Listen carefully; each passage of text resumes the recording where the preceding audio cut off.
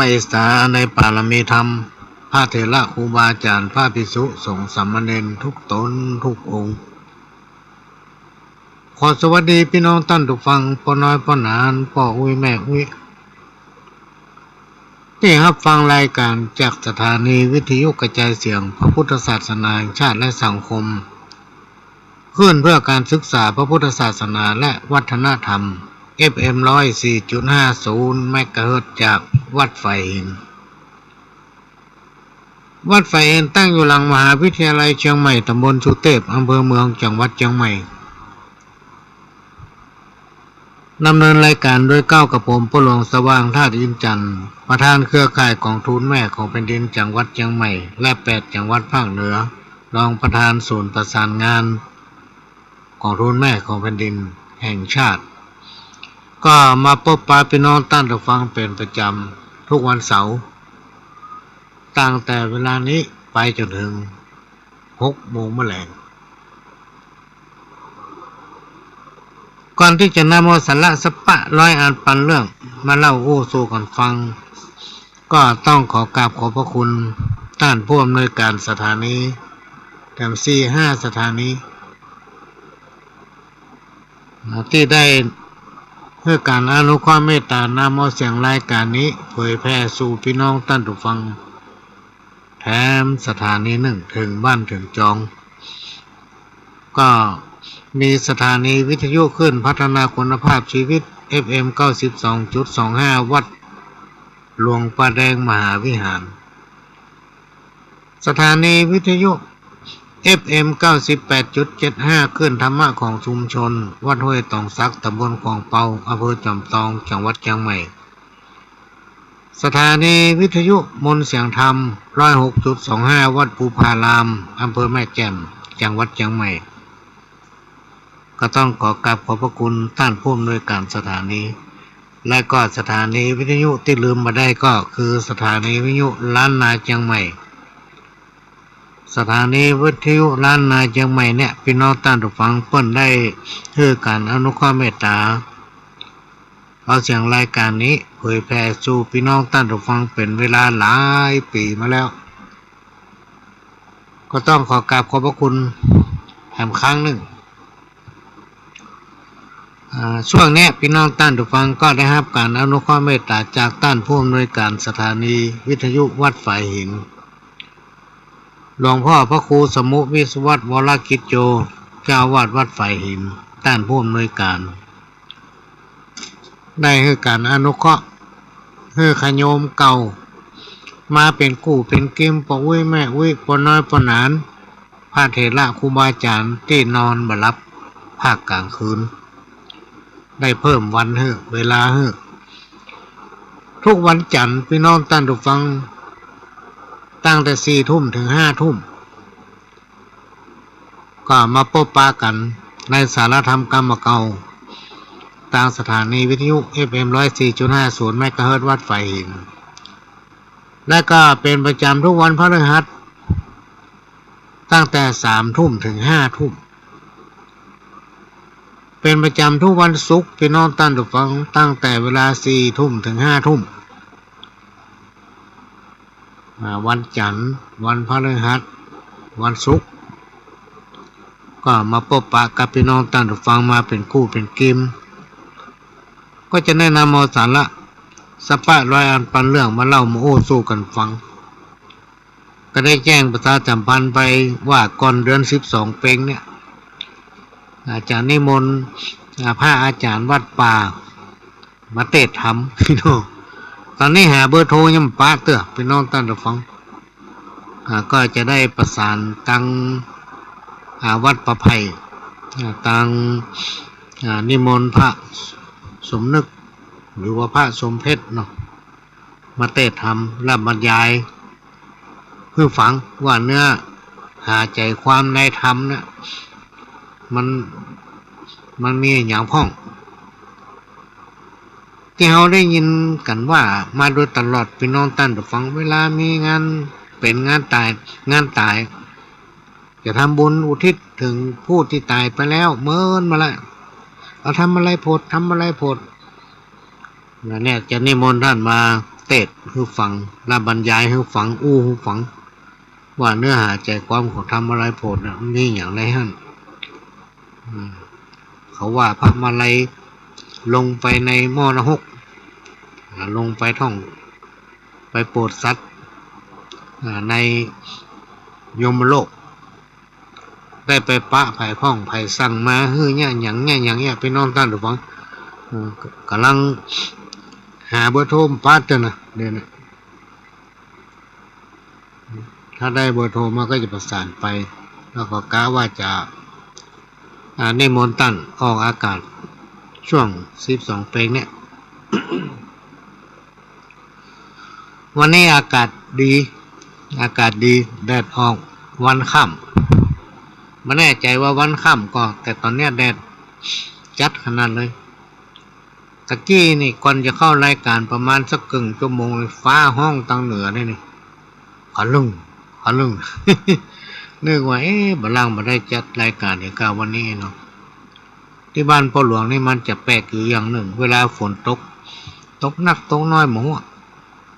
ลมไม่มันสนใจดับหน้าซื่อเลยไฟนะเวลามันดับเนี่ยไปนอนต้านถูกฟังกลัวเขาจะมาตั้งเครื่องทำไมมาเปิดเครื่องตั้งเครื่องมันใจเวลาแล้วก็มันไปเป็นการรบกวนต้านผู้อำนวยการสถานีที่จะมาระวังอยู่ฮะเนี่ยก็พยายามให้ท่านมาเป็นกังวลกับรายการของพ่อหลวงเพราะได้รับการอนุเคราะห์เมตตาจากหลวงพ่อพระครูสมุวิศวัตรวรกิจโจท่านผู้อำนวยการสถานีวิทยุของวัดไฟหินท่านเจ้าวาดวัดไฟหินเนี่ยมาด้วยความเมตตาของท่านแท้ๆตามลำดับมาเป็นเวลาหลายปีแล้วมาถึงวันเนี้ยพี่น้องท่านผู้ฟังพ่อหลวงมาได้ไปที่ห้องส่งท่านก็เข้ามาอยู่ในเครื่องของพ่อหลวงเนี่ยมากำกับเรื่องอื่นๆเนี่ยผมกลัวสักอย่างจะว่าหูก็ไปแก้ว่าหูตะใดนะพี่น้องท่านผู้ฟังแต่อาศัยว่าเขามีประสบการณ์ก็นำเอาสิ่งที่ได้หูจากประสบการณ์เอามาเล่าสู่กันฟังเรื่องคอมพิวเตอร์เรื่องอย่างอิเล็กทรอนิกส์เนี่ยเขาให้เก่งละอ่อนเขาเก่งแต่ว่าแต่ละคนก็มีภารกิจของภายของมันก็อาศัยบุญบารมีของหลวงพ่อพระครูสมุวิศวัตรวรกิจโจท่านเจ้าวาดวัดไฟหินได้การอนุเคราะห์มาดูแลเข้ามาอยู่ในเครื่องของพ่อหลวงเนี่ยสถานีวิทยุ FM 104.50 เมกะเฮิรตซ์นั้นพี่น้องท่านผู้ฟังมันเป็นของพี่น้องคนฟังทุกท่านเป็นเจ้าของเนอะที่เราจะต้องได้ช่วยกันทนุบำรุงพี่น้องท่านผู้ฟังอากาศมันเปลี่ยนถ้าฝนตกแดดออกกำเดียวมีลมกระเดียวอากาศเปลี่ยนจะเป็นหนาวเป็นเย็นเป็นหมอกเป็นเหมยมันก็จะมีการซ่อมบำรุงอยู่ตลอดถ้าไม่ได้รับการซ่อมบำรุงกำเดียวติ้วเต้าเงียบไหลหาในกำปะแล้วก็มาเดือดร้อนพี่น้องท่านผู้ฟังสามารถไปที่ธนาคารไหนก็ได้ขอบริจาคปัจจัยคนละเล็กน้อยตามกำลังของท่านตั้งธนาคารเพิ่นดำเนินการโอนผู้หลวงจะบอกหมายเลขบัญชีธนาคารของสถานีวิทยุ FM 104.50 เมกะเฮิรตซ์วัดไฟหินเพื่อรอบนึงถ้าท่านโอนไปแล้วถ้าสะดวกก็แจ้งมาทางพ่อหลวงเนี่ยแล้วพ่อหลวงจะได้นำรายชื่อของท่านมาประชาสัมพันธ์แจ้งให้เตปาฮักตั้งหลายลูกค้าเทวดาที่รักษายังตัวของท่านก็จะเป็นบุญที่ยิ่งใหญ่มหาศาลพี่น้องท่านผู้ฟังเจ้าเหนือล้านนาวเนี่ยเวลามีกลิ่นมีตาลสิ่งที่เขาละลืมมาได้คือการเจิญแล้วก็ป่าของเทวดานะป่าของเทวดาลูกค้าเทวดาอากาศะเทวะทั้งหลายมูเนี่ยเพื่อจะได้รับรู้และอนุโมทนาบุญหมายเลขบัญชีธนาคารกสิกรไทยสาขาถนนสุเทพ บอกหมายเลขมันไปเลยว่าธนาคารกสิกรไทยสาขาถนนสุเทพหมายเลข471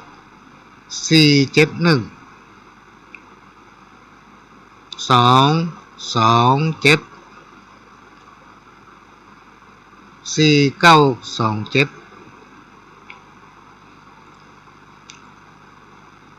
471 2274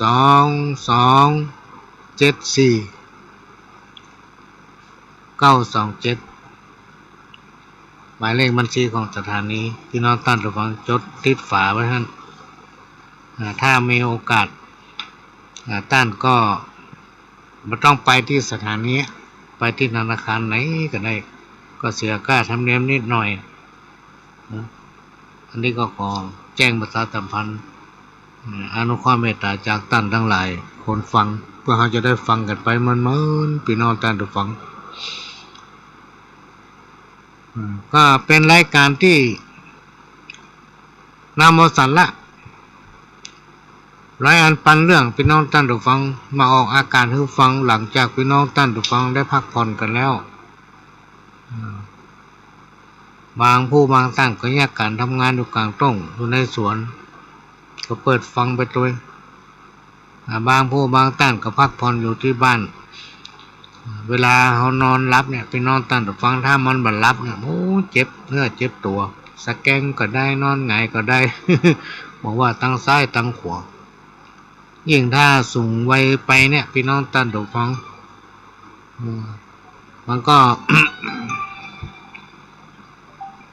แป๊บหนึ่งนะพี่น้องท่านผู้ฟังแป๊บหนึ่งโล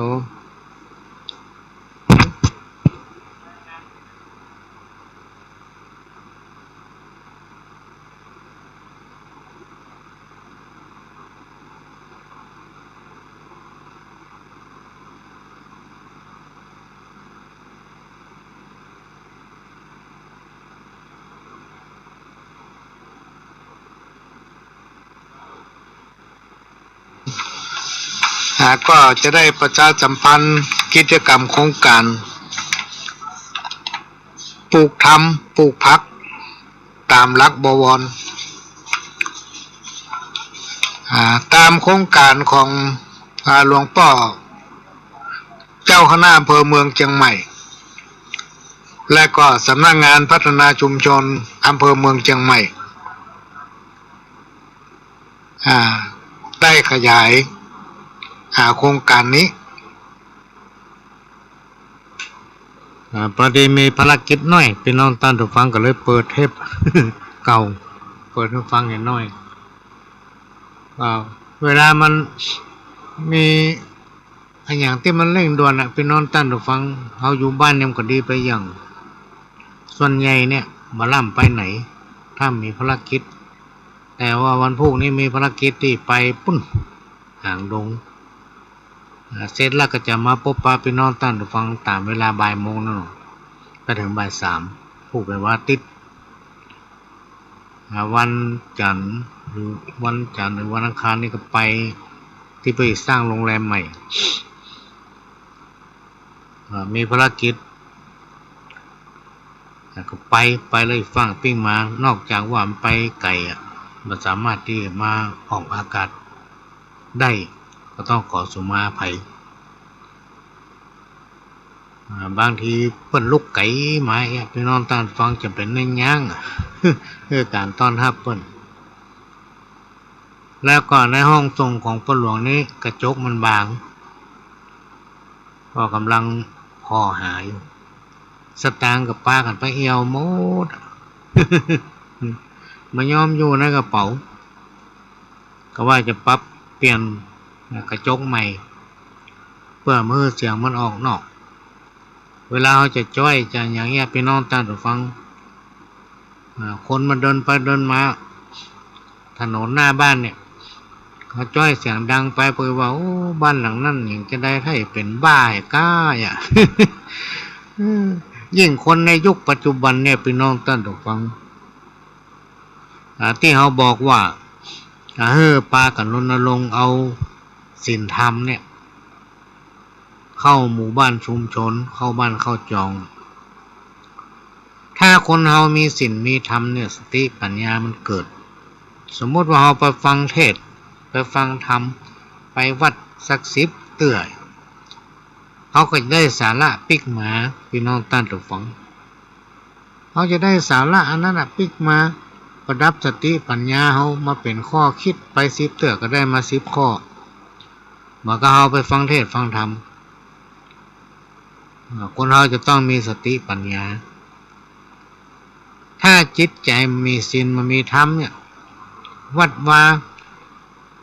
วิหารโบสถบินหน้าไปทางไหนกับหูบ่เข้าวัดเข้าวาเปิ้นไปกินไปตานกัตำนิที่เตียนว่าเฮาเปิ้นห้องว่าจิตใจไร้จากศีลจากธรรมเพราะถึงมีการรณรงค์ให้รักษาศีล5ไงให้เอาศีล5เข้าในสังคมหมู่บ้านชุมชนเพราะถ้าไผนำปฏิบัติได้ในพี่น้องท่านฟังมันจะเป็นผลดีต่อคนที่นำปฏิบัติและก็ครอบครัวรวมมาถึงลูกเต้าเราหลานแม้ว่าเขาถือมาได้ถึง5 ข้อเขาได้ข้อ1ข้อได้ก็ถึงดีแล้วจะเนี่ยยังกำผิดกฎหมายถ้ามันอยู่ในกรอบศีล5 ข้อพี่น้องท่านฟัง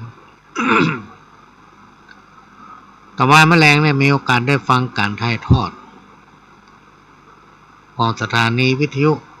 104.50 เมกะเฮิรตซ์วัดฝ่ายเห็นเนี่ยก็ได้มีพระอาจารย์เปิ้นได้ไปสัมภาษณ์หมู่บ้านต้นแบบที่เป็นหมู่บ้านรักษาศีล5เป็นบ้านพี่น้องยองตังละปูนเนี่ยละปูนหลายหมู่บ้านด้วยกัน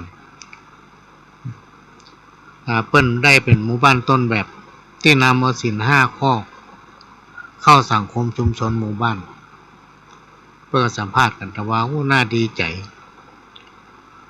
คนเฮาจิตใจจะงามบ่งามอยู่ที่จิตสำนึกพี่น้องท่านผู้ฟังอยู่ที่สติปัญญาพื้นฐานนะส่อออกมาตามอุปนิสัยถ้าเฮานำเอา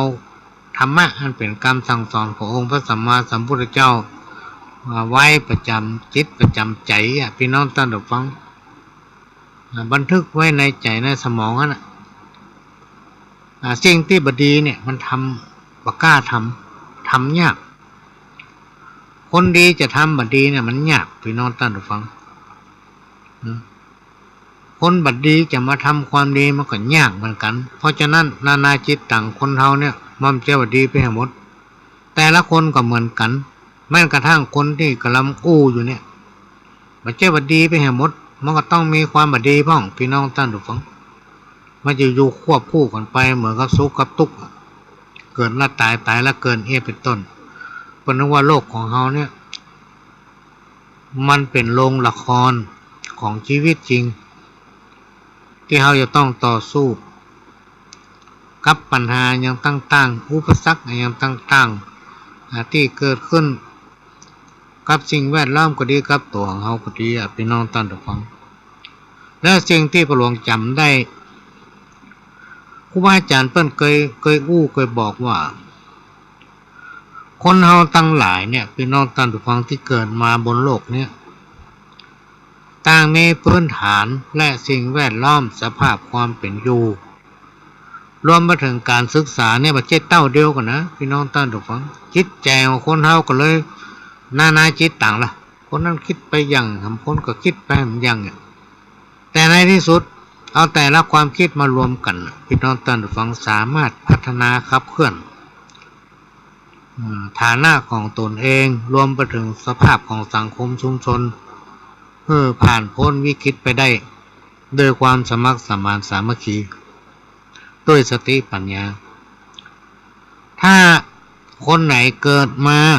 เมื่ออดีตชาติได้ทำบุญไว้น้อยอุปสรรคในชีวิตปัญหาอย่างสปะร้อยอันปันเรื่องคำว่าอุปสรรคเนี่ยพี่น้องท่านผู้ฟังมันต้องมีเนาะ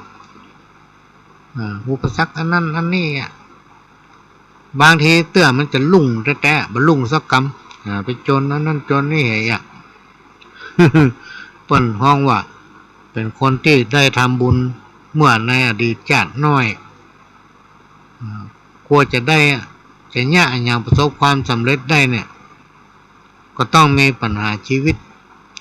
หลายอันหลายอย่างเป็นห้องว่าอุปสรรคในชีวิตแต่ถ้าคนไหนที่มีบุญนักเมื่อในภพก่อนชาติก่อนได้ทำบุญไว้นักเกิดมาในชาตินี้ภพนี้บุญนั้นโตยมาลูกพี่น้องท่านทุกฟังอุปสรรคในการประกอบสัมมาอาชีพอุปสรรคในการเดินทางของวิถีชีวิตก็น้อยเพราะเมื่อชาติก่อนทำบุญไว้นักเพราะฉะนั้นเพิ่นถึงมีกุศโลบายมีกรรมข้าวกรรมเก่าว่าไว้ว่าทำบุญกันเตอะมันบ่เสียหลายจักได้สบายในวันไปหน้าในวันไปหน้านะทำบุญกันเตอะมันถึงบ่เสียอันนี้ก็นำมาฝากเป็นข้อคิดเพื่อกับพี่น้องท่านผู้ฟังในช่วงนี้นะแล้วก็ คนเฮาเนี่ยพี่น้องท่านผู้ฟังเฮาจะพบปะความสำเร็จในชีวิตได้ก็ต้องปฏิบัติตนตั้งตนเองประพฤติปฏิบัติในสิ่งที่ชอบ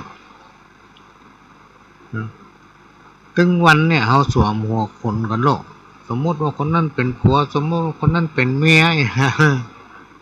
เฮายืนอยู่บนละครลงละครนะสมมติว่าคนนั้นเป็นผู้ว่าสมมติว่าคนนั้นเป็นนายอำเภอเพิ่นถึงว่าห้อมในห้อมหนูใจห้อมในเตียวไงทุกคนจะมีภาระหน้าที่เหมือนกับมือเฮาถึง10 นิ้วเลยนิ้วกลางนิ้วนางนิ้วจี้นิ้วโป้แต่ละนิ้วเนี่ยทำหน้าที่บ่เหมือนกันนะพี่น้องท่านผู้ฟังมือทั้ง2เบื้องมี2เบื้องเนี่ยมี10 นิ้วมือถึง10 นิ้วเนี่ยจะช่วยประสานแยกการทำงานนะต้องช่วยกันแม้กระทั่งกินข้าวทำอย่างทุกอย่างสารพัดก็ต้องใจมือหมดเพราะฉะนั้นเราจะต้องมีความสมัครสมานสามัคคีรณรงค์เพื่อลูกเต้าเหล่าหลานอยู่ในสังคมที่ร่มเย็นแม้นว่ามันจะถึงขั้นอยู่ดีไม่สุขก็ให้มันอยู่ม่วนพี่น้องท่านผู้ฟังอยู่ในสังคมที่อบอุ่นนะพี่บ้านเหนือเกิดบ้านใต้ป้ากันที่ไหนก็ยิ้มแย้มแจ่มใสพี่น้องท่านผู้ฟังคนเหนือเนี่ยส่วนมากไม่เป็นอีหมดเพราะฉะนั้นเป็นเหตุเมื่อคนต่างบ้านต่างเมืองเวลามาประเทศไทยเนี่ยก็ให้มาเมืองเหนือให้มาเมืองเหนือเนี่ยให้มาเมืองเหนือเนี่ยเพราะเมืองเหนือนั้นเจ้าบ้านเจ้าเมืองเนี่ยเป็นผู้ที่มีถ้อยทีถ้อยอาศัยมีอุปนิสัยดีนะป้าแผ่ก็ยิ้มแย้มแจ่มใสห้องกินข้าวห้องกินน้ำเนี่ยพี่น้องท่านทุกคนเขาลองไปทางภาคอื่นๆกับเจ้ามีของบ้านเราลูก แล้วบ้านเขาเนี่ยในน้ำมีป่าในนามีข้าวตามข้อหัวกันมีพักไม่ใส่เครือโลกพี่น้องท่านทุกคน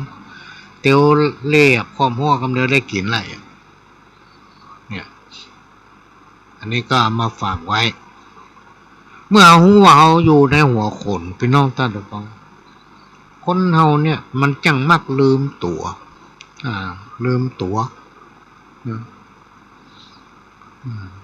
เพิ่นถึงมีสุภาษิตว่ายิ่งอวดอำนาจยิ่งดูต่ำซักถ้าคนไหนอวดอำนาจลืมไปว่าตัวเองกำลังสวมหัวคนอยู่เป็นอันนั้นเป็นอันนี้คิดว่าตัวเองมีอำนาจยิ่งใหญ่ข่มคนนั้นขู่คนนี้ใช้อำนาจของตนเองไปในทางที่ไม่ชอบเพื่อจะเอาชนะคนอื่นคนประเภทนี้เปิ้นพอละมันไร้ค่าเหมือนกับคำที่ว่ายิ่งอวดอำนาจยิ่งดูต่ำซักคนไหนถ้ามีความสุภาพอ่อนโยนพี่น้องท่านผู้ฟังคนที่เป็นมีกิริยามารยาทดีอุปนิสัยอย่างตั้งหลายเราเนี่ยดีพอดูแล้วพอแล้วคนนี้เป็นผู้ที่มีบุญ บารมีบุญบารมีของความดีงามไปที่ไหนไปก็ชอบไปที่ไหนไปก็ฮักนะถ้าเฮาให้เกียรติคนอื่นเปิ้นก็ต้องให้เกียรติเฮาพี่น้องท่านผู้ฟัง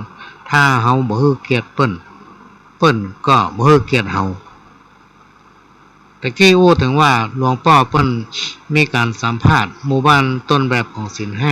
5ที่จังหวัดลำพูนหลายบ้านก็น่ายกย่องพี่น้องท่านผู้ฟังซึ่งมันหายากที่จะพัฒนาได้ถึงเป็นหมู่บ้านต้นแบบได้โล่ประกาศเกียรติคุณและก็ประทับใจทำอันหนึ่งในคณะที่มีการถ่ายทอดตะวาเนี่ยโดยมีท่านเจ้าคุณวัดสวนดอกเจ้าวาดวัดสวนดอกท่านรองเจ้าคณะจังหวัดเชียงใหม่ได้ไปให้โอวาทเพิ่นพูดถึงความอดทนคนเราจะต้องมีความอดทนเหมือนคำโบราณมาเก่าเป็นว่าอดได้เป็นยามีพญาแป้ต้านถ้าอดทนพี่น้องท่านฟังต่ออย่างทุกสิ่งทุกอย่างก็ได้เราก็ต้องปะกับความสำเร็จนะความสำเร็จที่มันยื่นมือมาให้เราเนี่ยเพราะเรามีความอดทนมีความพยายามนะเนี่ยก็น่าประทับใจแต่ว่านี่มีคนไปฟังเทศฟังธรรมไปร่วมกิจกรรมวันกตัญญูของวัดศรีโสดา500 กว่าคนตอนท้ายท่านนายกเทศมนตรีตำบลจุเทพให้อู้พบปะกับพี่น้องประชาชนก็น่าประทับใจเหมือนกันแต่ว่านี่เขาบ่เก่งคอมพิวเตอร์บ่ได้ถ้ามันจะอัดไว้เอามาเปิดให้ฟังโอ้เปิ้นอู้มีหลักพี่น้องท่านทุกคนฟังเข้าใจง่ายเปิ้นมีอุดมการณ์ที่จะพัฒนาหมู่บ้านตำบลและเปิ้นเป็นคนของประชาชนโดยแท้นะเปิ้นบอกว่าถ้าโทรหาเปิ้นเนี่ยภายใน5 นาทีเปิ้นอยากโทรหาละจะดำเนินการละในสิ่งที่เรามีความจำเป็นแล้วก็ต้องการละมันก็หายากนะพี่น้องท่านผู้ฟังเปิ้นเป็นคนของประชาชนเป็นผู้รับใจเป็นผู้รับใจประชาชนนะอย่างแท้จริงเขาฟังแล้วประทับใจก่อนที่จะนำเอาสาระอื่นมาอู้ก็จะนำเอาคาถาป้องกันความยากจนคำว่ายากจนเนี่ยพี่น้องท่านผู้ฟังมันทำให้คนเราเนี่ยเป็นไปสัปปะบางผู้บางท่านยากจนจนพอมีอันจะกินบางผู้บางท่านมีอันจะกินแต่ว่าอยากจนเองคือไปซื้อยาไปซื้อยาบ้าไปติดเหล้าติดยาเป็นนอนตันหรือเปล่าหาสตางค์ที่ไหนบ่ได้หาบ่ตันลักของเปิ้น ลองติดตามข่าวฟังพอเถอะกินข้าวเป็นบ้านะบ่มีความอดทนปล่อยไปตามอารมณ์นะมีจิตมีใจเหมือนกันนะแต่บ่หักห้ามจิตใจตัวเก่าเนี่ยในยุคปัจจุบันเนี่ยพี่น้องท่านผู้ฟังนอกจากเพราะว่าเศรษฐกิจจะเป็นอย่างนี้แล้วคนเรายังเป็นบ้ากันด้วยทั้งได้ติดตามข่าวนี่ก็บ่ค่อยม่วนใจเหมือนกันนะขนาดว่าฆ่าลูกตัวเก่าพี่น้องท่านผู้ฟัง มันทำได้อย่างไรจิตใจมันจะดำหรือไม่หม้อนั่นน่ะเนาะฆ่าลูกตัวเก่าถึง4 คนกันได้อ่านข่าวกันนักพี่น้องท่านผู้ฟังคือมันติดตามข่าวพอจะได้รู้มาเป็นความรู้มาเป็นประสบการณ์ประดับชีวิตประจำวันของตนเองคาถาป้องกันความยากจนหรือเขาจะบอกว่ายา10 ประการที่ก็ถูกต้องข้อ 1อย่านอนตื่นสายอย่านอนตื่นสาย คนไหนถ้านอนตื่นสายเนี่ยพี่น้องตั้งฟังเมื่อคืนป่นมีเวลาเฮือรับก็รับไม่แอวปิกมาตีสองตีสามเนี่ยเมื่อเจ้าตะวันจะออกละเพิ่นเฮือลุกเสาะว่าหากินมันลุกพอมันกำลังมาเมื่อใกล้แจ้งนี่นอนตื่นสายพุ่นอ่ะ11 โมงอย่าพอมันตื่นเนี่ยพี่น้องตั้งแต่ฟังคนเฮาในยุคปัจจุบันมันเหลิงบ่คิดว่าวันเนี่ยกำเดียวมันก็เสี่ยงปั๊มวันพอมันถึงมาค่ำกำเดียวมันก็เสี่ยงปั๊มคืนปีเดือนวันเวลามันโวยพี่น้องตั้งแต่ฟังมันบ่รอไผที่ชอบนอนตื่นสายเนี่ยบ่ตันกินเปิ้นทำอะไรอย่างก็ไม่ค่อยประสบความสำเร็จเพราะมาเอานอนอย่างเดียวเวลาที่เปิ้นเฮือนอนไปเอวอย่างนี้ปิ้งมานอนไปใกล้แจ้งย่าอย่างกับลุกแล้วเวลาเปิ้นไปรับจ้างอย่างที่ไหนเปิ้นก็บ่เอามันเพราะมันลุกขวายข้อที่สองจะไปอายทำกินอย่าอายทำกินหรือจะไปอายในเรื่องอาชีพของตัวเก่านะทำมันอย่างก็ทำได้หมดพี่น้องท่านฟังบ่ต้องไปอายไผสักคนเพราะสิ่งที่เราทำนั้นมันทำเรามีรายได้มันทำเราได้กินไผไปใจมาเลี้ยงเราได้ต่อใดก็ฮือพอใจในสิ่งที่ได้มาแม้ว่ามันจะได้น้อยจะไปคิดว่ามันต้องได้นักคุยต้องร่ำรวยคุยต้องมีนั่นไม่นี่มันบางหลายๆคนโอ้กองวันที่1มาเจ้าเต้นแห้งเต้นกะวันนี้ละเนอะวันนี้เนอะบึดหูเรื่องเนี่ยโอ้ตกแมลงมาเป็นหน้าหงอยไว้ละวันที่16ก่อนเนี่ยนะก็น่าก็เป็นความหวังอย่างนึงเขาบ่ต้องอายหน้าชื่อตัวเขาย่าอย่างย่าได้ย่าไปเรื่องมันจะได้บ่ได้เนี่ยมันต้องได้หมดถ้าเอาย่าเอาทำพี่น้องตอนฟังบ่ต้องอายเพื่อซักคนข้อที่3จะไปฟังเป็นหนี้อย่ารีบเป็นหนี้ การที่เขาเป็นหนี้เปิ้นเนี่ยพี่น้องท่านผู้ฟังมันอยู่ในตึ้งม่วนหลวงนี่เคยเป็นมาละ ผ่อนนั่นผ่อนนั้นนี่ก็เคยผ่อนมาละ อันนั้นเป็นบทเรียนเป็นประสบการณ์เพราะเขาจะร่ำจะรวยอย่างลูกถ้าได้อย่างก็ต้องผ่อนเอาแหละพี่น้องท่านผู้ฟังการเป็นหนี้เปิ้นเนี่ยมันอยู่ม่วนกินได้นอนก็บ่ค่อยรับลองเฮามีมาเตอะมีฮื้อเปิ้นก็ลองฟังข่าวประกาศบางคนไปยืมเงินเปิ้นมา100 ละ 10 100 ละ 20อีกบางคนเอาใบตีบ้านตีจองไปจำนองจำนำเอาไปกู้เงินพี่น้องตั้งฟังเปิ้นเขฮื้อเซ็นหนังสือไว้ละเป็นหนังสือจำนองถ้ามีฮื้อเปิ้นมันยึดอย่างเดียวมันเอาไปผ่อนของเอาไปกู้เงินอะไรอย่างก็จ้างได้พี่น้องตั้งแต่ฟังถึงเวลาใกล้ถึงเวลาเปิ้นโทรมาละก็ลองเฮามาฮับก็เฮาโทรไปมันก็มาฮับให้บางทีเฮาบ่ว่าง มาหาบ่ปะก็ซ้ำโคตรถึงเวลาเฮามีฮื้อเดือดร้อนเพราะฉะนั้นการเป็นหนี้นี่บ่ดีแท้ๆเลยพี่น้องตั้งฟังหลายผู้หลายท่านไปกู้เงินเปิ้นมาเรามาลงทุนค้าขายสมมุติเราไปกู้เปิ้น1,000 บาทเปิ้นเอาไว้200เขาได้800แล้วเขาต้องส่งเขาเปิ้นวัน200พี่น้องท่านบอกมันไปอยู่ได้อย่างไรเพราะฉะนั้นจงพยายามทำตัวเองให้เป็นแบบกับลูกกับเต้ากับครอบครัวเพื่อพอใจในสิ่งที่มียินดีในสิ่งที่ได้กินอันยังก็กินกันไปนะกินอันยังกินกันไปกินแล้วสบายใจกินได้นอนหลับไม่ต้องไปเป็นหนี้เป็นข้าไผ คำว่าพอเพียงเนี่ยหมายถึงว่าเฮาหันเปิ้นมีรถเก๋งเนี่ยก็บ่ต้องไปอิจฉาเปิ้นยินดีกับเปิ้นหันเปิ้นบ้านเปิ้นมีอันนั้นอันนี้ก็ต้องยินดีกับเปิ้น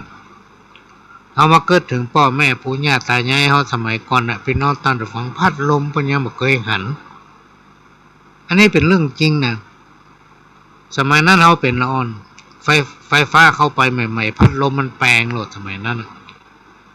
ถ้ามีตัง2-300นี่บ่ได้ซื้อพัดลมละในสมัยนั้นนะ2-300ในสมัยเมื่อเขาเป็นละอ่อนนี่บัดเดียวนี่มันก็3-4 ปันวะน่ะพี่น้องท่านผู้ฟังก่อนหน้านั้นน่ะนาปั้นมาเล็กมาเล่นลายให้ภาษีเขาถามนี่เป็นซื้อตัวไรนี่300พ่อหลวงพ่อกำนันนี่เงินเดือน6-70 บาทพี่น้องท่านผู้ฟังพ่อวิจื่นเพิ่นเป็นครูจบชั้น2เพิ่นเป็นครูได้เงินเดือน20 บาทในสมัยนั้นน่ะ เนี่ยเขาต้องพอใจในสิ่งที่เขามีพี่น้องท่านผู้ฟังมีอย่างใดให้อยู่อย่างนั้นมีอย่างใดให้กินอย่างนั้นนะถ้าเอาไปเหิมเตยเปิ้นก็เดี๋ยวเป็นหนี้ข้อที่4อย่ามีแต่ของพรที่ว่าเนี่ยอย่ามีที่ของพรอย่ามีแต่ของพรมันได้มาแต่ถึงเดือนมาต้องได้ฮื้อเปิ้นถึงเดือนมาต้องได้ฮื้อเปิ้นลองเฮามีฮื้อเปิ้นมายึดนี่ยึดปอผิดหัวกันทำนี่ นั่นในยุคปัจจุบันเนี่ยพี่น้องท่านฟังถ้าเปิ้นยึดเปิ้นเอาไปขายถูกมาการมายึดรถเครื่องเขาไปเอาไปขาย3-4 ปันเนี่ยส่วนเกินมันน่ะพี่น้องท่านผู้ฟัง30,000ไป20,000นั่นน่ะเฮาต้องได้ใจเปิ้นเรียกว่าผ่อนลมต้องได้ใจเปิ้นถ้าเอาไปใจก็มีความผิดข้อที่5อย่าย่อนเรื่องออมถ้าเรามีสตังค์เราก็ต้องคิดว่าเราจะจ่ายอย่างจ่ายในสิ่งที่มันจำเป็นต้องจ่ายพี่น้องท่านผู้ฟังต้องเก็บออมไว้พ่องเวลาเราจนค่ำจนมืดจนเจ็บจนเป็นมาเราจะไปหาไผแต่ละคนก็เหมือนเฮาหมดเพราะว่าเศรษฐกิจอย่างเงี้ยพี่น้องท่านผู้ฟังหาไผไม่ได้ในยุคปัจจุบันนี้กับสมัยตะก่อนมันใช่เหมือนกันสมัยก่อนนี้เพิ่นมีสตางค์เพิ่นก็อยู่ด้วยกันได้มาในยุคปัจจุบันนี่อันยังก็เป็นเงินเป็นทองหมดลองเข้ากาดมีสตางค์100นี่มันได้อย่างสักอย่างมีสตางค์100อย่างได้อันนั้นนี่น้อยเดียวน่ะปีกบาทนี่เป็นต้นข้อที่6อย่าเดินเข้าหาอบายมุขอันนี้สำคัญพี่น้องท่านผู้ฟังปัญหาที่มันเกิดขึ้นในสังคมเราถึงวันเนี่ยเพราะอย่างเพราะอบายมุขเขาต้องหลีกเลี่ยงจะไปเข้าหามันสิ่งไหนที่เป็นว่าเป็นอบายมุขจะไปใกล้ถ้าเขาไปเข้าหามันเขาก็ไปเสี่ยงพี่น้องท่านผู้ฟังเขาก็ไปเสี่ยงอย่างจิตใจเขาปกติถ้าเอามกมุ่นอยู่กับอบายมุขเนี่ยเป็นนอนท่านฟังทำให้ใจแตกจิตใจบ่ตั้งมั่นเนี่ยยังก็มีความสำเร็จเพราะไปมัวเมาอยู่กับอบายมุขข้อที่7 อย่าเอาแต่ความสุขชั่วคราวบางผู้บางท่านกุ้มอกกุ้มใจนะปัญหาอย่างไรอันมาเปาะมาหอมกันทำมืออยู่ในกำไข่ม่วนไปสนุกสนานชั่วคราวกับการกินเหล้าเมายาเกาะกลุ่มกันกินเรื่องอันนั้นเรื่องอันนี้ไปเพื่อความสบายใจขณะที่กินก็มีความสุข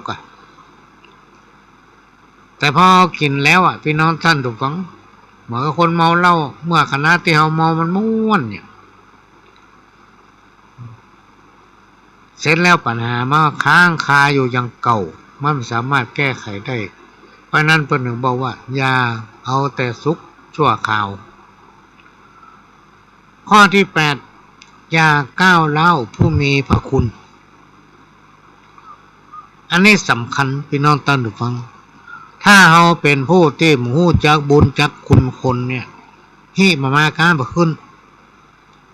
ทำมาอย่างก็ประสบความสำเร็จสมมุติเรามีคุณพิเศษเนาะสมมุติเรามีคนคนหนึ่งเปิ่นมาสอนคาถาเนี่ยมันมีในนิทานชาดกพูดถึงนิทานชาดกก็มีมัคคามานพลูกของพญาเจ้าเมืองคนหนึ่งซึ่งเป็นผู้ที่ลืมพระคุณคนได้ไปเรียนคาถาคนห้องมนต์เนาะคาถาเนี่ยกำปืนบ้านห้องจากเจ้าบ้านคนหนึ่งอยู่ในเมืองจันทคามในเมืองปราณสีปะหมู่บ้านจันทคามธรรมดานี่ลูกพญาเจ้าเมืองเพิ่นจะไปเรียนมนต์วิเศษเนี่ยจากพระฤาษีกาจากทิศาปาโมดกา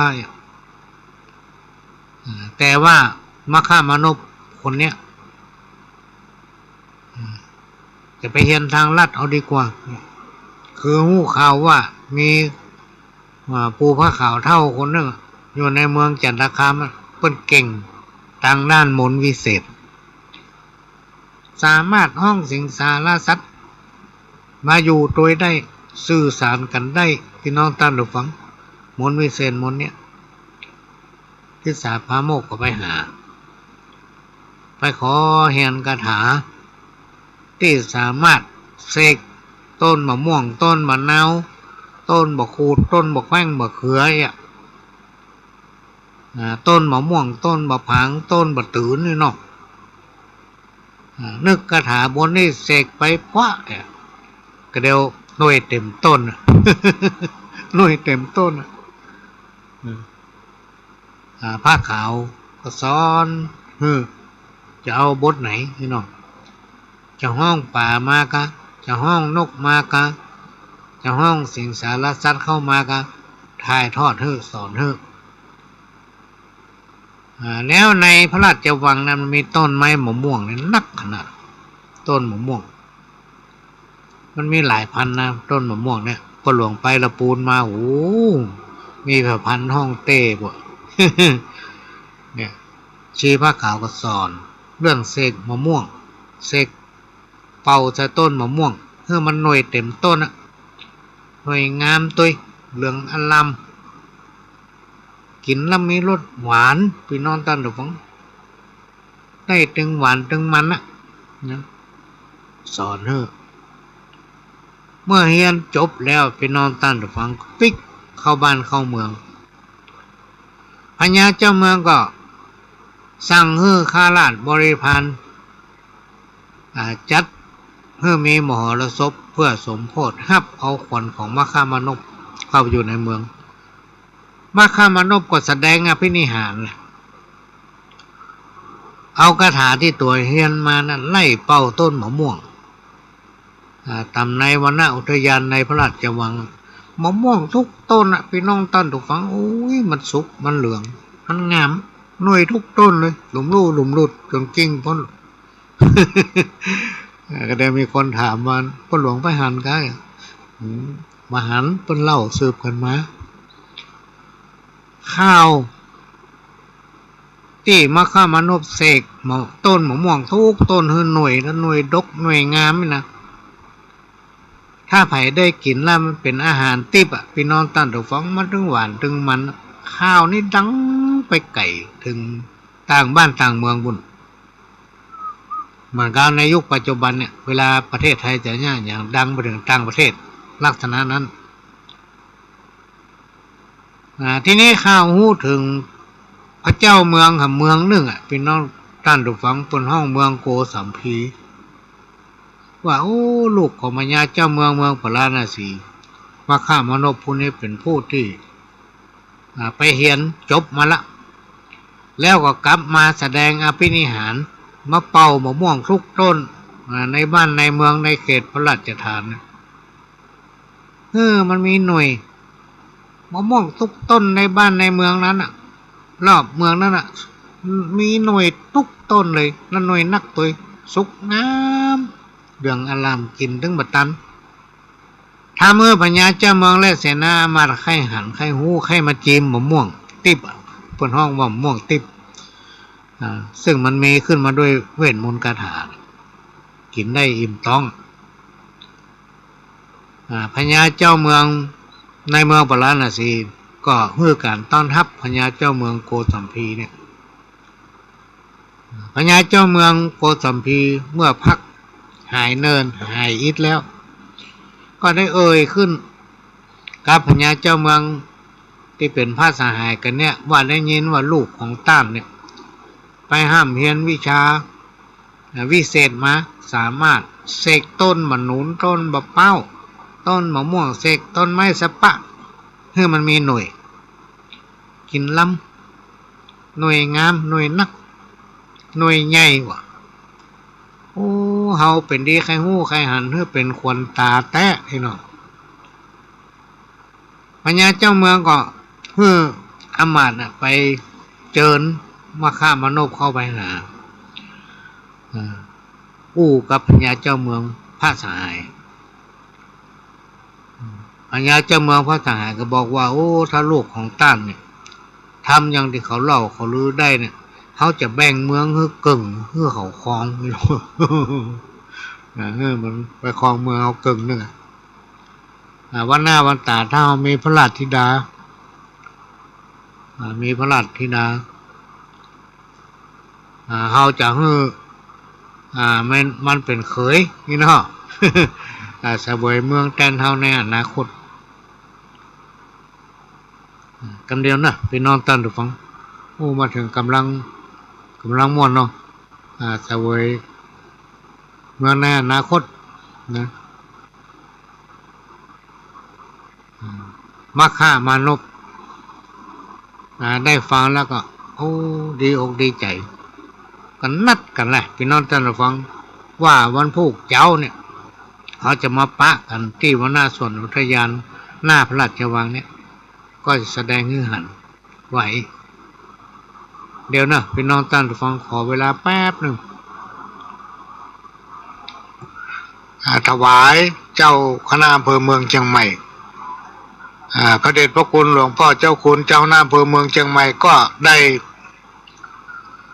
นำเมล็ดพันธุ์ผักอย่างต่างๆเนี่ยมอบถวายให้เจ้าคณะตำบลพระสังฆาธิการวัดต่างๆในเขตของอำเภอเมืองเชียงใหม่ใน100 กว่าวัดรวมถึงเจ้าคณะตำบลในเขตอำเภออื่นๆ18 ตำบลพี่น้องท่านผู้ฟังก็ห้องว่ามันเป็นโครงการที่เสริมสร้างความเข้มแข็งให้กับสังคมชุมชนประเทศจะมั่นคงจะมั่งคั่งได้นั้น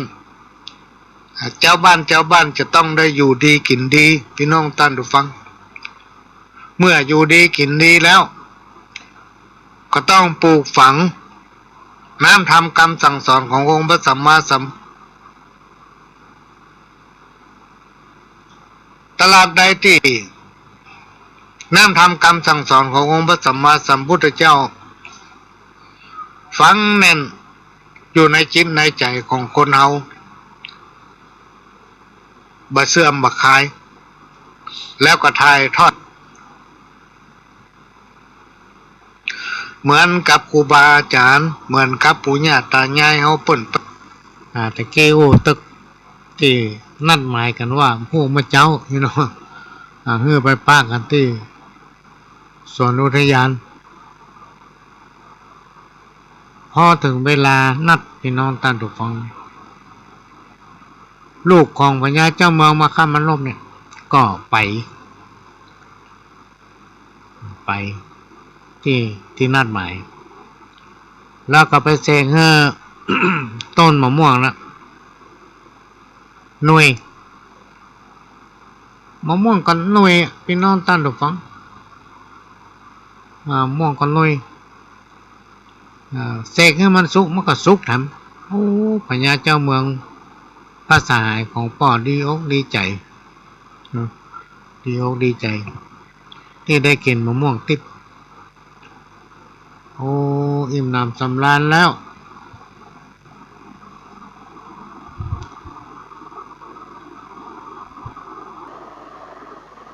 จะรายการที่มันสำราญแล้วเนาะพูดถึงนี้ก่อนก็เดี๋ยวฟังเทปเก่าไปปฏิบัติสืบตามกันมาเป็นหลายร้อยหลายพันปีนะเราต้องยึดเอาหลักธรรมมาเป็นคำสั่งสอนขององค์พระตรงองค์เจ้าต้านผู้ทั้งหลายพยายามค้นหาแล้วมาถ่ายทอดเอาหัวใจมาอู้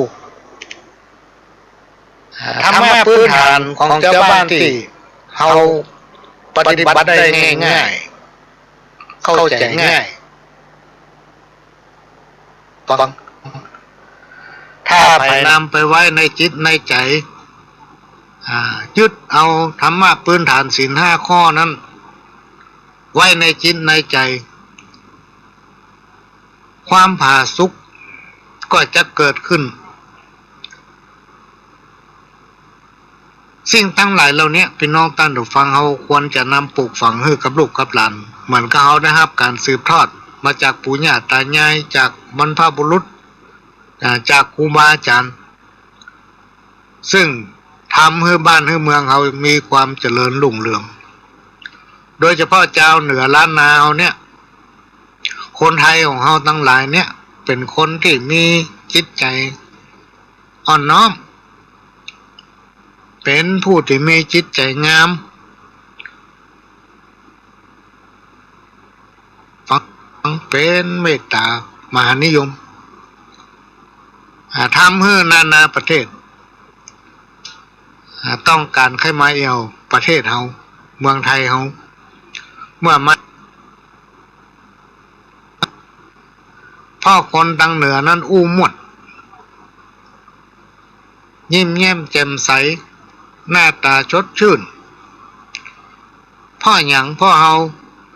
มีจริยธรรมมีคุณธรรมประจำใจคนที่มีจริยธรรมมีคุณธรรมอยู่ในจิตในใจนี่หน้าตาเปิ้นจะจุ่มโลกพี่น้องท่านผู้ฟัง หน้าตาจุ่มได้อู้ได้จ่าได้พบได้ปะไอพี่น้องท่านผู้ฟังคนไหนถ้าจิตใจมันงามเนี่ยหน้ามันแห้งแต่วันค่ำ กล้าหันก็กล้าอุปนิสัยของคนเฮานั้นพื้นฐานก็แตกต่างกันไปเพราะฉะนั้นตอนนี้นั่นเปิ้นกำลังรณรงค์ให้วัดนั้นเป็นแบบพี่น้องท่านผู้ฟังขยายผลนอกจากจะมีการเผยแพร่ศีลธรรมอันเป็นคำสั่งสอนขององค์พระสัมมาสัมพุทธเจ้าแล้วก็ทำตัวให้เป็นตัวอย่างทั้งที่วัดในยุคปัจจุบันนี้มันไม่ใช่ว่างนะพี่น้องท่านผู้ฟังวัดในยุคปัจจุบันกับแต่ก่อนนี่ไม่ใช่เหมือนกันเนอะพี่น้องท่านผู้ฟังเต้าตีปลวงเป็นคนอยู่กับวัดไปมาเขาออกอยู่กับวัดนี่นะแต่ไม่ได้กินของวัดนะ ปิ๊กมากินเข้าบ้านเทระครูบาอาจารย์นี่แทบจะไม่ได้อยู่เลยพี่น้องท่านฟังไม่ได้อยู่ไม่ได้ยั้งแทบไม่มีนะไปมานี่ก็ต้องต้อนรับนะได้อยู่ไม่ได้อยู่ก็จำเป็นต้องจัดหาเวลาต้องแบ่งปันเวลาให้ญาติให้โยมที่ไปหา อารมณ์บ่ดีตึงบ่ได้ต้องแปลงอารมณ์ดีอยู่เสมอนะพ่อครูบาอาจารย์เพิ่นก็เป็นคนอย่างเฮาเนี่ยลูกในยุคปัจจุบันเนี่ยภารกิจต่างๆเนี่ยนอกจากจะพัฒนาวัดนอกจากจะปกครองพระเน้นนอกจากจะช่วยดูแลพัฒนาหมู่บ้านพี่น้องศรัทธาตายกตายิกาแล้วก็เฝ้าครัวตัวมันซ้ำ ดูแลครัวก็ลองถ้วยจอนเฮียสักใบ2 ใบนี่พี่น้องศรัทธาบ่นโอ้มาเป็นร้อยถ้วยเฮียปุ้นใบจอนเฮียปุ้นใบเนี่ย เนี่ยมันจะได้อยู่แล้วเปิ้นยังปีกเวลาพี่น้องท่านผู้ฟังมาปลูกทำปลูกพักตามหลักบวรทั้งที่ตนเองไม่ใช่ได้อยู่เวลามีกิจนิมนต์ลองมานิมนต์บ่อยๆถ้าบ่ได้ไปสถาจม และโดยเฉพาะช่วงในยุคปัจจุบันเนี่ยมันเป็นสมัยโลกาภิวัตน์สมัยที่มีการพัฒนาไปก้าวไกลสมัยแต่ก่อนถ้าเราจะทำบุญอย่างสักอย่างเนี่ยพี่น้องท่านผู้ฟังเราต้องไปหาพ่ออาจารย์เจ้าวัดไปหาหลวงพ่อเจ้าวาดเนี่ยไปหาครูบาเปิ่นไปถามว่าข้าเจ้าเนี่ยจะทำบุญจะกินแขกแต่งงานก็ดีจะขึ้นบ้านใหม่ก็ดีจะทำบุญตักบาตรทำบุญสืบชะตาสืบโหราจะไปหาครูบาอาจารย์หลวงพ่อหลวงลุงตั้งเจ้าอาวาสวัดไปปรึกษาคนเฒ่าคนแก่ปน้อยปนานครูบาอาจารย์พ่ออาจารย์ลูกแต่ปัจจุบันนี่พี่น้องท่านผู้ฟังสัญญาณมันขาดหายพี่น้องท่านผู้ฟังมันเกี่ยวกับเน็ตตัว เกี่ยวกับอินเทอร์เน็ตเกี่ยวกับสัญญาณมันพูดถึงโทรศัพท์ไลน์เน็ตอย่างพวกนี้พี่น้องท่านผู้ฟังเขาฉลาดเมื่อกี้อาทิตย์ที่ผ่านมานี่ตั้งโทรศัพท์เนี่ยที่ของผู้หลวงใจอยู่เนี่ยไลน์มาถามโทรมาถามเพื่อเพิ่มมาอย่างก็เป็นห้องแพ็กเกจเนี่ย ผมพูดเรื่องแล้วก็บอกว่าถ้าเราไปแจ้งเพิ่มก่อนวันที่23นะมันจะหมดกำหนดทีนี้เราไปถามว่ามันหมายความว่าจะได้เนาะพ่อเสียเดือน500 ป่ายลูกเดือน500 ป่ายกันนะพี่น้องท่านผู้ฟังทุกเดือนนะก็ไปถามพ่อผมเคยมาสักเตื้อเขาเสียไปตังเนี่ยตังลายตังอย่างเนี้ยโอนไปเพิ่นก็บอกว่าเป็นอย่างอ่ะมาเปลี่ยนกันเป็นอย่างอยู่ในคนห้องว่าอย่างอยู่ในโปรแกรมเดิมนะอยู่ในอันเก่าเนี่ยใจตัวเนี้ยไอ้หนูมาเพิ่มเลยมันจะให้เราเพิ่มไปติ๊กสมมติเราเสีย500 ป่ายแล้วมันจะให้เพิ่มไป100 ป่ายหรือว่า300ปุ่นหรือมันกับ800 บาทไปเลยเนี่ยวิธีของคนเรามันมาหันอกหันใจลูกค้ามาหันอกหันใจคนที่เป็นลูกค้าตัวเก่าจะเอาอย่างเดียวอันนี้เหตุที่เราบัดต่อเพิ่มเงินมากเลยก็เดี๋ยวก็หายไปป้องก็เดี๋ยวก็ยุดย่อนบางทีติดต่ออย่างก็ยากบอกว่ารอสักครู่นี่พี่น้องท่านผู้ฟังอันนี้คือคนไง ถ้ามันย่างมันแจ้คนหรือมั้งมาโอ้ถึงตะกี้เมื่อพญาเจ้าเมืองได้กินอิ่มนำสำราญกับเข้าพักพอตกทำวันหนึ่งก็ได้ไปนั่งที่ท้องพระลงพร้อมกับ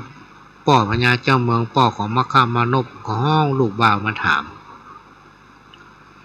ว่าวันนี้เป็นวันที่ป่อพญาเจ้าเมืองโกสัมพีเนี่ยเพิ่นจะปิกละแต่ว่าก่อนที่เพิ่นจะปิกเนี่ยช่วงสายเนี่ยเพิ่นจะขอ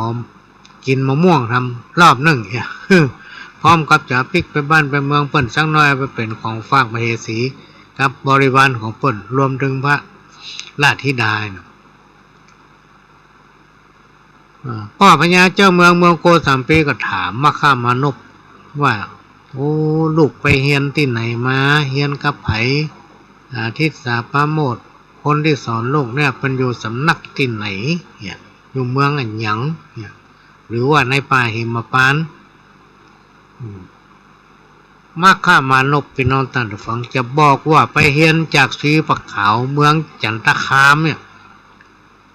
ก็จะอับอายขายหน้าล่ะเพราะว่าตัวเป็นถึงลูกพญาเจ้าเมืองจะเสียหน้า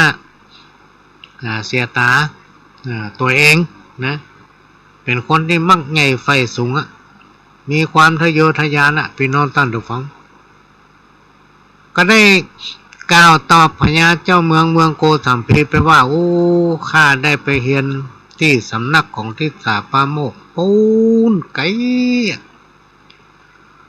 ต้องข้ามป่าหิมพานต์ไปหำหลายป่าข้ามภูเขาข้ามดอยข้ามเมืองไปหำหลายเมืองใช้เวลาเดินทางเป็นเดือนเนาะได้บอกคือพ่อพญาเจ้าเมืองโกสัมพีพญาเจ้าเมืองว่าได้หู้อย่างนั้นโอ้เจ้านี่อย่ามันมีความสามารถเหมาะสมที่เป็นลูกของพญาเจ้าเมืองปราณสีแท้ๆเนาะเป็นผู้ที่มีความชำนาญมีสติปัญญาเฉลียวฉลาดและก็แข็งแรงสามารถเดินทางเป็นเดือนพี่น้องท่านผู้ฟังผ่านเมืองยักษ์ผ่านน้ำสมุทรผ่านภูเขาเหล่ากาเนี่ยนักหนาป่าป้านจนกลับมาอยู่บ้านอยู่เมืองตัวเก่ากลับกลายเป็นผู้ที่มีความวิเศษในตัวนึกอันใดเป็นอันนั้นห้องนกห้องหนูห้องสิงสารสัตว์แม้กระทั่งเสกต้นมะพร้าวเสกต้นมะม่วงมะนุนหน่วยได้เจ้านี่เก่งขนาดเลยเดี๋ยววันหน้าวันตาเนี่ยเขาจะแบ่งเมืองให้เกิงหนึ่งถ้าพระราชธิดาเขาใหญ่มาเขาก็จะเอาเจ้าเนี่ยเป็นบุตรเขยนี่เนาะจากนั้นกับปากันไปในสวนอุทยานพี่น้องท่านผู้ฟังไปในสวนอุทยานพร้อมเสนาอามาตย์เหล่าข้าราชบริพารถึง2 เมืองปาไปอยู่เต็มในสวนอุทยานมาฆ่ามานพได้ท่าเปิ้นเอาใส่แยงใส่แจงจ้างหามกันไปโลกตั้งแท่นพิธีโอ้ยใหญ่หลวงอลังการขนาดมาฆ่ามานพก็ขึ้นนั่งบนแยงอาสนะที่เปิ้นจัดเตรียมไว้เปิ้นฮ้องว่าบนแท่นพิธีเนาะก็ขึ้นนั่งทำทีเป็นนั่งสมาธินะแล้วก็ระลึกถึงคาถาเสกต้นมะม่วงเสกอย่างใดมะม่วงก็มันยอมหน่วย ลงจากอ่านพิธีไปตบต้นมะม่วงก็ได้ไปตุบไปตำไปซอยไปเขย่าแล้วก็เสกทำอย่างใดก็ได้มันถึงไม่ยอมหน่วยสร้างความเอะใจคือแก่ข้าราชบริพารรวมถึงพ่อพญาถึง2ว่าโอ้มันเป็นจะได้ถึงเป็นอย่างนี้ทีถึงวันยังทำได้วันนี้ยังทำบ่ได้เจ้าลองเรียกนกมารอห้องนกมารอห้องนกห้องอย่างใดก็ได้พี่น้องท่านฟังนกก็มาห้องสิงสารสัตว์อันอย่างสะปะมันก็มาเสกต้นมะนุนก็ได้ต้นป้าก็ได้ที่วันนั้นเสกต้นม่วงหน่วยเต็มบ้านเต็มเมืองวันนี้แย่งได้ก็ได้เป็นพ่ออันอย่างพ่อพญาก็เค้นถามลูกว่าเป็นพ่ออันอย่างถึงเป็นอย่างนี้ในที่สุดมาฆ่ามานพจนพี่น้องท่านผู้ฟังมโหใจแย่งได้ละวางตัวประทุรับสารภาพกับป่อพญาเปื้อนพระสหายของป่อว่าที่มันยะอย่างไม่ได้สักอย่างในเวลานี้นั่นเป็นพ่อข้าเนี่ยลืมบุญคุณของครูบาอาจารย์ที่เพิ่นสอนเพราะว่าสีพระขาวที่อยู่บ้านจันทคามเพิ่นบอกว่าถ้าเอาเนรคุณเพิ่นมันมีสัจจะวาจามหูจักบุญคุณลบลู่เพิ่นบ่ตรงกับความเป็นจริงอาคมต่างๆของวิเศษต่างๆที่เฮาฮื้อไปเนี่ยจะเสื่อมในทันทีเลยการที่บอกว่าไปเรียนที่สำนักที่สาปาโมกนั้นเพราะกลัวอายเพิ่นในฐานะที่เฮานี่เป็นผู้วิเศษและเป็นลูกของพญาเจ้าเมืองถ้าเฮาบอกอย่างนั้นอายเพิ่นบ่อยากจะบอกว่าไปเรียนกับชีพระขาวที่มีความทุกข์ยากอยู่กระท่อมอยู่ใต้เมืองกลัวเสียหน้าเสียตา ผสมศักดิ์ศรีตัวเก่าเมื่อป่อปัญญาเจ้าเมืองได้ยินอย่างอันพี่น้องตัดฟังสั่งฮือเสนาอามาตย์ยับเอาตัวลูกของตัวเก่ามันไปจ้างยากอย่างใดแล้วเอาไปปล่อยคือว่าในประเทศออกจากเมืองตัวเก่าโดยมือปิกมาซ้ำพี่น้องตัดฟังเนี่ยเป็นห้องคนในละคุณอย่าก้าวร้าวกับผู้มีคุณ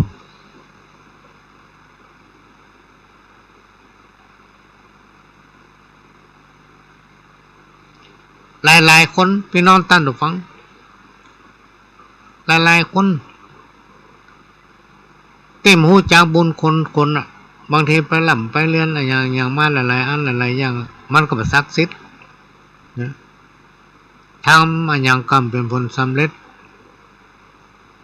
เพราะมันมีคุณคนรวมมาถึงคนที่มีหูจากบุญคุณคนเนี่ยทำมาอย่างไม่ว่าจะเป็นทำธุรกิจการค้าไม่ว่าจะทำมันนั่นทำมันเนี่ยพี่น้องต่างฝั่งมันมีอันยังมาช่วยของดีก็มาช่วยเพราะมันเป็นคนที่หูจักคุณคนอันนี้คือข้อที่8ข้อที่9อย่าลงทุนโดยไม่ได้ศึกษาการที่เขาจะลงทุนอย่างสักอย่างพี่น้องต่างฝั่งเพื่อจะให้ออกผลได้กำไรรวมถึงการแรงของตัวอย่างต่างๆเนี่ยเขาจะต้องศึกษาก่อนว่าปีนี้ถ้าเขาลงทุนเนาะใส่ปุ๋ยบะลำไย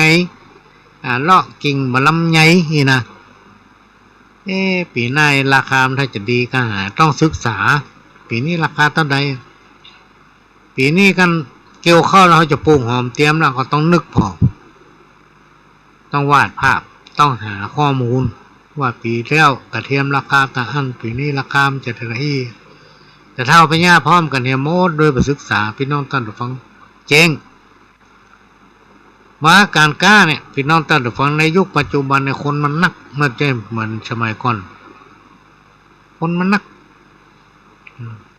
ถ้าเอาคิดอย่างเงี้ยอันนั้นเนี่ยคำเดียวก็มีคนเนี้ยตัวกันลุ่มเพราะฉะนั้นเขาจะย่าอย่างจะทำมันอย่างก็ต้องศึกษาหาข้อมูลเนี่ยก่อนมันถึงประสบความสำเร็จข้อที่10อย่าเสียเวลากับสิ่งที่ไม่มีค่าอย่าเสียเวลากับสิ่งที่ไร้ค่านะหมายความว่าจะไปเสียเวลากับสิ่งที่มันเกิดประโยชน์มันมาเกิดประโยชน์กับเฮาพี่น้องท่านผู้ฟังทำไปแล้วมันก็บาลานซ์กันไม่ได้อย่างสักอย่างพอเกิดอย่างขึ้นวันนี้ก็อย่างอันพูกก็อย่างพี่น้องท่านผู้ฟังเพราะฉะนั้นเราควรจะคิดว่าการกระทำทุกอย่างทำแล้วมันได้อย่างมันคุ้มค่ากับที่เราลงแรงทำไปก่อนถ้าอาหารว่าโอ้มันไร้สาระมันไร้ค่าทำรับได้หนึ่งทั้งอย่างก็ทำพ่องไปทำพ่องพี่น้องท่านผู้ฟังมันมีกรรมหนึ่งที่เปิ้นว่าการเสียสละของคนนั้นมันมีขอบเขตมันมีขอบเขตมันมีขอบเขตพี่น้องท่านผู้ฟังเนี่ยก็เอามาฝากเอามาอู้ให้ฟังเป็นข้อคิดประดับสติปัญญาทำกรรมหนึ่งที่เปิ้นบอกว่าคนเฮาเนี่ยไปนอนตั้นตฟังยามที่มีบุญวาสนายิ่งอวดอำนาจยามที่เฮามีบุญวาสนาเนี่ยเฮาอวดตัวเก่าไปนอนตั้นตฟังยกตัวเก่านี่ไปข่มกับเปิ้นคนอื่นคิดว่าตัวเองนั้นมีอำนาจมีวาสนาเป็นใหญ่กว่าเปิ้นเป็นคนนำคนเป็นหัวหน้าเปิ้น คนประเภทเนี้ยพี่น้องท่านผู้ฟังครูบาอาจารย์บอกว่าโอ้ดูมันต่ำสักดูมันเป็นคนที่มันมีคุณภาพอุปนิสัยแท้จริงนะเป็นผู้ที่มีความกระด้างกระเดื่องมันมีสัมมาคารวะพอมีอำนาจน้อยก็อวดใหญ่ใหญ่แล้วเพิ่นโมจากที่ต่ำที่สูงละเพราะว่าตัวเองมีตำแหน่งที่ใหญ่กว่าเพิ่นที่จริงตำแหน่งนั้นมันคือหัวขนนะคนเฮาเนี่ยเป็นน้องตั้นผู้ฟังบอกว่าเขาจะอยู่ในฐานะใดถ้ามีความสุภาพเรียบร้อยกิริยามารยาทการพูดการจาอุปนิสัยอ่อนโยนจะเป็นที่ฮักแก่คนทั้งหลายยิ่งพ่อก็ยิ่งมีบารมีพี่น้องตั้นผู้ฟังพูดถึงอุปนิสัยของคนมาโอ้กันถึงกรรมเก่าถ้าต้าวแล้วก็ลุกความตุกข์อย่ากลัวถ้าน้ำตาบ่ยัวอย่าหมองมุนไม่ถ้านักก็วางปล่อยวางเฮือได้ยึดติดเกินไปก็ทุกข์มนุษย์คนเฮาต้าวแล้วก็ต้องลุกมีสุขโศกเศร้าคะกันไปความสุขความทุกข์นั้นข้อสำคัญมันอยู่ที่ใจให้มันฝึกดวงไทยให้เปล่งใสให้ใสเปล่งแจ้งให้ใสเปล่งแจ้งอันนี้เป็นกรรมเก่าที่เป็นกรรมที่มันสอดคล้องกันมันมีความหมายอยู่ในตัวว่าคนเราทั้งหลายเนี่ยเป็นน้องท่านผู้ฟังมันจะมีความสุขความทุกข์อยู่ฆ่ากันไปบางทีก็ล้มไปพ้องทำมันอย่างก็ล้มเหลวเขาก็เอานั่นเป็นการศึกษาเป็นการเรียนรู้ว่าโอ้ทำอย่างนี้มันถูกต้องทำแล้วทำเขาเดินมาได้เดินธุรกิจต่อได้อันนั้นเป็นประสบการณ์ต่อไปจะไปให้มันยังอันแถมเพื่อนถึงบอกว่าถ้าต้าวแล้วก็ลุกความทุกข์อย่ากลัวถ้าน้ำตาบ่ยัวอย่าหมองมนไม่ถ้านักก็วางปล่อยวางให้ได้ยึดติดเกินไปก็เป็นทุกข์มนุษย์คนเฮาต้าวแล้วก็ต้องลุกมีสุขโศกเศร้าฆ่ากันไปความสุขความทุกข์นั้นข้อสำคัญมันอยู่ที่ใจให้มันฝึกดวงไทยให้ใส่เปล่งแจ้งให้ใส่เปล่งแจ้งอันนี้เป็นกรรมคนที่เพิ่นมีประสบการณ์มาแล้วแต่งแต้มเขียนไว้กรรมเก่าทำกรรมหนึ่งกรรมเก่าทำกรรมหนึ่ง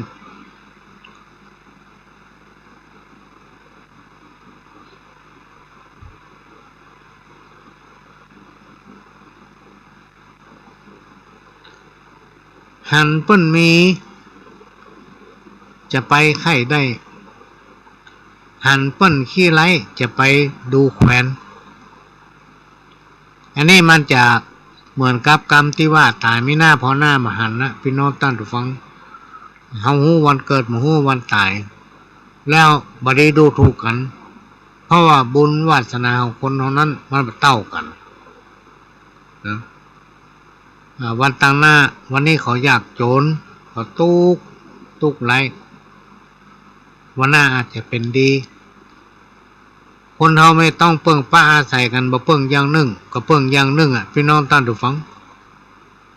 เมื่อใหญ่ไปมีประสบการณ์นักไปคนเฮาจะทำได้กูอย่างบางอย่างมันทำบ่ได้ก็มีเพราะนั้นกรรมเนี่ยสอนให้คนรู้จักคุณค่าของคนทุกคนมีเกียรติมีชีวิตจิตใจมีค่าเหมือนกันทัดเทียมกันหมดพี่น้องตั้งทุกฟังมีสังมีสีเหมือนกันหมดที่มันจะแตกต่างกันก็คือ ฐานะความเป็นอยู่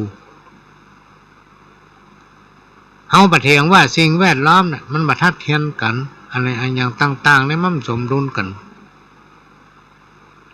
พื้นฐานคนเราเนี่ยเพราะฉะนั้นเราจะต้องรู้จักค่าของตนเองนะโดยที่ระลึกอยู่เสมอบ่ได้ดูถูกคนนั้นบ่ได้ว่าคนนี้บ่ได้ดูแคว้นไผทำหน้าที่ของตนเองไปให้ดีก็แล้วกันอันนี้คือกรรมเก่าหันเปิ้นมีจะไปใครได้หันเปิ้นคิดไล่จะไปดูแคว้นถ้าหันไผมีเราต้องยินดีกับเปิ้นพี่น้องท่านผู้ฟังแล้วความดีอันนั้นมันจะย้อนมาถึงตัวเฮากรรมประกอบทำกรรมหนึ่งกรรมมีอยู่ที่ผู้เนี่ยหรือผู้กระทำอันอย่างตั้งหลายเนี่ยพี่น้องท่านฟังมีใจเป็นเหตุกรรมตั้งหลายตั้งมวลเป็นสิ่งที่มีความลึกลับและมีพลังอำนาจบ่มีไผผู้ใดหนีกฎแห่งกรรมได้พี่น้องท่านฟังให้จำไว้เถอะกรรมมันเกิดจากอย่างเกิดจากการกระทำของเฮาในเมื่อเกิดจากการกระทำของแต่ละคนแต่ละท่านเนี่ยมันก็มีไผที่มาแก้กรรมนั้นได้พี่น้องท่านฟังคนใดทำคนนั้นได้นะคนใดทำคนนั้นได้แล้วกรรมเนี่ยมันมีความเสมอภาคมันบ่เอียงซ้ายบ่เอียงขวามันบ่เว้นคนนั้นบ่เว้นคนนี้มันบ่เว้นไผสักคนนะพี่น้องท่านผู้ฟังแล้วแต่ว่ากรรมไผจะนักแค่น้อยตานะอันนี้ก็ฝากไว้กรรมเก่าทำกรรมหนึ่งเล็กบ่เลี่ยมเปิ้นบ่เอาจีคนบ่ดีจะไปเข้าใกล้มันหรือว่าบ่ดีคบบ่ดีเอามาเป็นเพื่อนเขาจะพาเฮาไปทางบ่ดีนี่ถ้าคบคนบ่ดีมันจะพาเฮาไปในทางบ่ดีคบบัณฑิตเป็นบัณฑิตคบคนพาลเป็นพาลพี่น้องท่านผู้ฟังเพิ่นว่าคบแห้งเป็นแห้งคบกาเป็นกากรรมเก่าทำกรรมหนึ่งเจ้าก็ว่ารอขวายก่อนพอขวายมาก็รอมาตอนก่อนพอถึงมาตอนกลางวันเนี่ยโอ้สมบัติแดดฮ้อนหำเหมาะเนี่ยอันนี้เปิ้นสอนเป็นกุศโลบายว่าบดีเป็นคนพัดผ่อนเวลาหันในอย่างที่สมควรที่ทำก็ให้รีบทำการทำอย่างพี่น้องท่านผู้ฟังมันจะเกิดความสำเร็จขึ้นได้ด้วยความตั้งใจด้วยความขยันหมั่นเพียรที่เราจะทำโดยเราไม่ต้องรอเวลาว่ามันเจ้าอยู่โลกรอขวายก่อนพอถึงขวายรอมาตอนก่อนพอถึงมาตอนรอมาแรงก่อนเนี่ยบรรลุสักอย่างอันนี้เป็นกรรมที่เป็นปุคลาธิฐานธรรมเพิ่นแต่งแต้มสอนไว้กรรมเก่าทำกรรมหนึ่งบ่มีหื้อหาบ่มาหื้อซ้อมีความหมายว่าคือมีความขยันในการทำมาหากินกรรมว่ามีหื้อหามาหื้อซ้อมีความขยันหมั่นเพียรพี่น้องท่านฟังคนที่มีความขยันหมั่นเพียรบักเกียจค้านเนี่ยมันจึงมีกินนะเรื่องจะรวยบัดรวยนั้นเอาไว้ให้ก่อนจะไปพูดถึงมันมันได้กินอยู่ไปเป็นวันเนี่ยก็คิดอย่างนี้ไว้พี่น้องท่านฟังแล้วมาสบายใจบ่มีหื้อหาบ่มาหื้อซ้อกรรมประกอบทำกรรมหนึ่งเพิ่นบอกว่าปิดหื้อดีคือปาก ปิดเฮอดีหรือว่าฮับปากเฮอดีสิ่งที่เราจะต้องใจนักที่สุดในตัวของเราเนี่ยคืออย่างก็คือสมองกองเฮอดีๆก็คือหูเวลาเปิ้นโอ้เปิ้นคือการแนะนำมันอย่างมาเนี่ยฟังให้มันทียกเฮอสูงก็คือใจของคนเฮาเนี่ยเป็นนอนตั้นเราฟังคนโบราณเพิ่นบอกว่าต้องเฮอเป็นคนใจสูงนะเฮอเป็นคนใจสูงจะไปเป็นคนใจต่ำครูบาอาจารย์ของพ่อหลวงเนี่ยเพิ่นจะบอกว่าปุ้นใจเฮามีบนฟ้าบุญถ้าเราทำอย่างนี้ได้เนี่ยพี่น้องตั้นเราฟังปิดปากไว้เรื่องนักที่สุดคือเรื่องไหนที่จะเรื่องเขาจะไปมาพูดเรื่องอันใดที่มันทำเพื่อเสียหายคือเว้นใจสมองนะกองคือดีคิดว่าเขาจะทำอะไรอย่างที่มันบักกระทบกระเทือนมันไปเบียนคนอื่นมันบัดทำเขาเสียหายอาจจะทำเขาก่อเกิดได้มีขินมีใจเป็นแบบวันเนี่ยคือคิดอย่างนี้ใครจะว่าจะได้ก็จังเพราะว่าไผ่จะมาเลี้ยงเฮาหรอกการประกอบทำการหนึ่งกล้าของคนอยู่ที่ผลของงานเมื่อกล้าของคนอยู่ที่ผลของงานนะพี่น้องท่านทุกคนก็ต้องสร้างผลงานของตัวเก่าเพื่อให้มันมีคุณค่าให้กับตัวเก่าเพราะกล้าของคนอยู่ที่ผลของงานโลกก็ทำในสิ่งที่เขาทำได้พี่น้องตั้งถูกต้องทำในสิ่งที่เขาทำได้หนึ่งเขาบ่เดือดร้อนคนอื่นก็บ่เดือดร้อนก็เหมือนกรรมที่ว่าตะกี้นะใจสมองกันกองนะฟังดีแล้วก็นำเอาสิ่งที่เป็นประสบการณ์ที่เขาได้เรียนรู้ได้ฟังเพิ่นเล่าเพิ่นอู้เพิ่นแนะนำมาเนี่ยเอามาใจแล้วก็สร้างผลงานเพื่อการตนเองพร้อมกับครอบครัวและแนะนำคนอื่นในที่สุดก็จะประสบความสำเร็จในชีวิตได้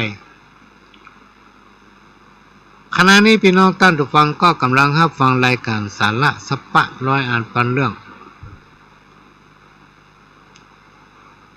จากทางสถานีวิทยุกระจายเสียงพระพุทธศาสนาแห่งชาติและสังคมเพื่อการศึกษาพระพุทธศาสนาและวัฒนธรรม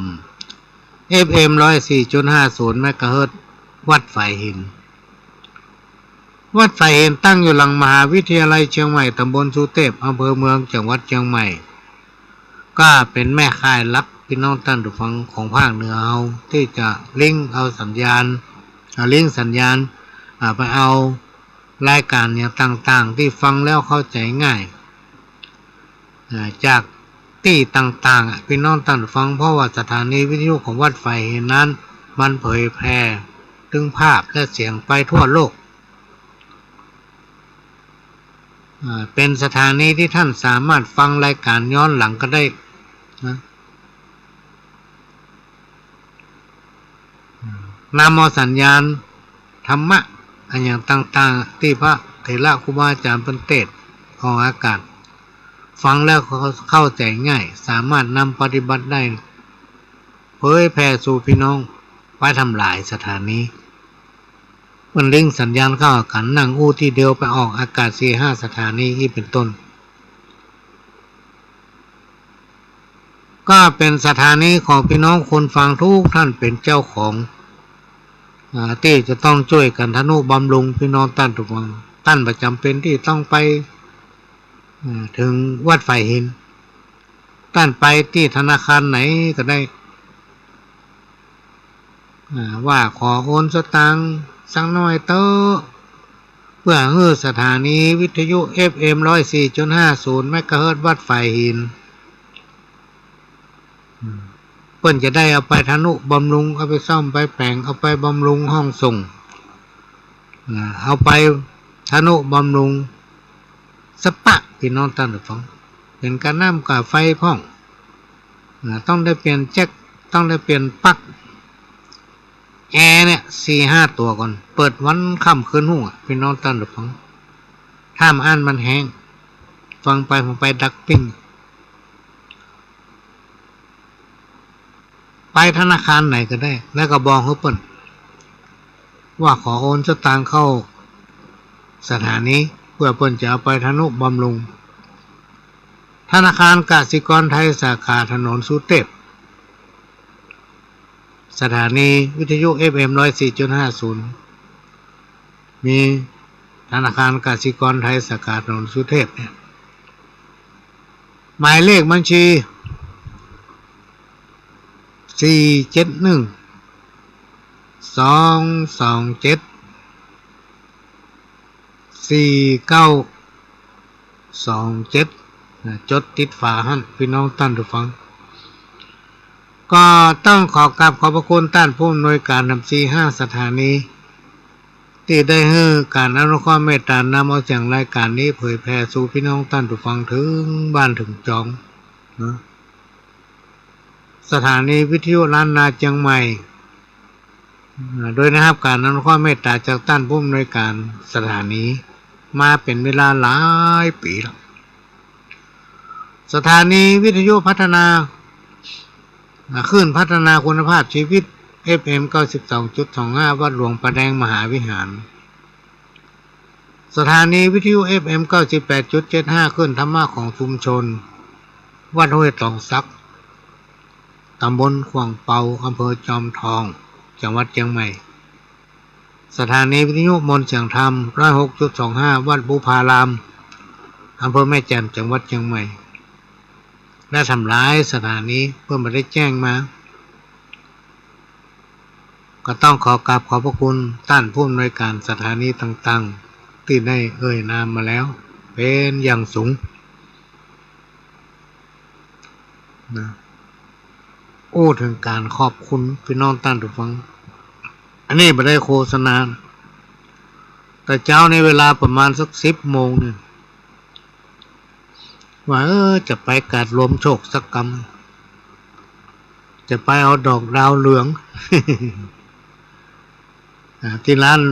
รวมโชคหลังการรวมโชคร้านขายดอกไม้ซึ่งคุณประสบโชคนี่เปิ้นทำสปะเนี่ยเป็นน้องท่านผู้ฟังทีมงานของเปิ้นมีถึงใบสีปักชามมีขันบุกซื้อผูกมือทำสตวงทำอย่างสปะสเปดเกี่ยวกับดอกนะมีฝีมือโอ้ไปถึงมีดอกดาวเรืองสักดอก เขาจะมาส่งมาค่ำเลยหรอกจะเนี่ยใดดีเขาซ้ำเข้ารายการวิทยุจะจบ6 โมงโอ้เจ้าของร้านประสบคุณประสบโชคกันทาทิพย์เจ้าของร้านดอกตลาดรวมโชคเพิ่นใจดีก้มไปก้มมาไปปะดอกดาวเรืองอยู่เกิงถุงเอาไปเตอะอีหรอบัดได้ ก็ต้องขอกราบขอบพระคุณเจ้าของและทีมงานร้านดอกไม้หลังการรวมโชคเข้าตั้งหน้ากับเตียวเข้ามาอยู่หลังสุดแล้วเข้าตั้งหลังกับพี่ตั้งหลังกันพอดีที่ได้มอบดอกกีบดอกกุหลาบถุง1ดอกดาวเรืองทำเกิ้งถุงเพราะมันมีแต่เจ้าเลยนะเพื่อนอย่ามาส่งแมลงเวิ้นก่อนนี่ลูกโอ้มาไปได้ต้องเข้ารายการต้องขอกราบขอบพระคุณคุณประสบโชคกันทาทิพย์และกับทีมงาน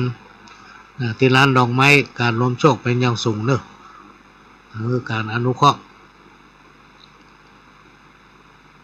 วันนี้พี่น้องท่านผู้ฟังก็ฟังรายการสาระสปาร้อยอันปันเรื่องดำเนินรายการโดยก้าวกับผมประหลวงสว่างธาตุอินจันทร์ประธานเครือข่ายของทุนแม่ของแผ่นดินจังหวัดเชียงใหม่และ8จังหวัดภาคเหนือรองประธานศูนย์ประสานงานของทุนแม่ของแผ่นดินแห่งชาติมาพบปะพี่น้องท่านผู้ฟังและก็ได้รับการอนุเคราะห์เมตตาจากท่านผู้อำนวยการสถานีพี่น้องท่านผู้ฟังเวลามาในภาคกลางคืน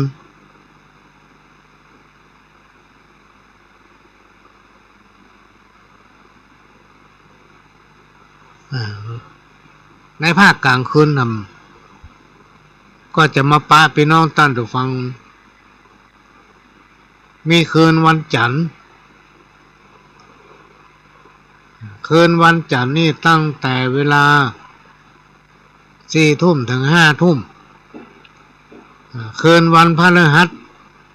ตั้งแต่เวลา3 ทุ่มถึง5 ทุ่มคืนวันศุกร์ตั้งแต่4 ทุ่มถึง5 ทุ่มก็มาปากันตามสถานีวิทยุแห่งนี้แล้วก็ก่อนเดือน12เพลงนี่ตอนนี้กำลังหาเบอร์โทรอยู่บ่มีเบอร์โทรถ้าออกรายการแล้วไผฮู้จักเบอร์โทรของพระสมนึกหรือพระอาจารย์สมเพชรวัดป่าไผ่กัญจนิยารามเนี่ยแจ้งมากันเด้อจะได้โทรประสานตั้นนิมนต์มาเทศน์ทำออกอากาศ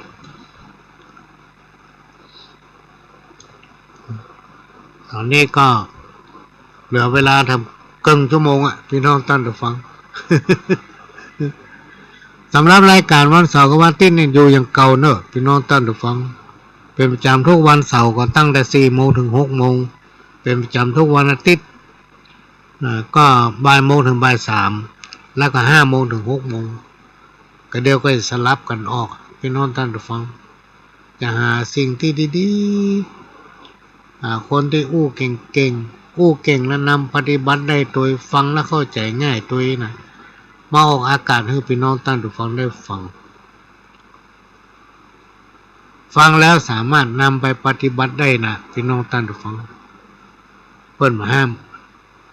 โดยเฉพาะคนเมืองเหนือเขาเนี่ยเปิ้นบอกสงวนลิขสิทธิ์กันพี่น้องท่านผู้ฟังบอกว่าจะเป็นกำเว้นตานบอกว่าจะเป็นกำป้อนปีใหม่บอกว่าจะเป็นกำข้าวกำเครือจ้อยซออย่างตั้งหลายแล้วเนี่ยเปิ้นบอกสงวนลิขสิทธิ์กันไม่ใช่เหมือนอะไรทำไม อะไรทำไมเนี่ย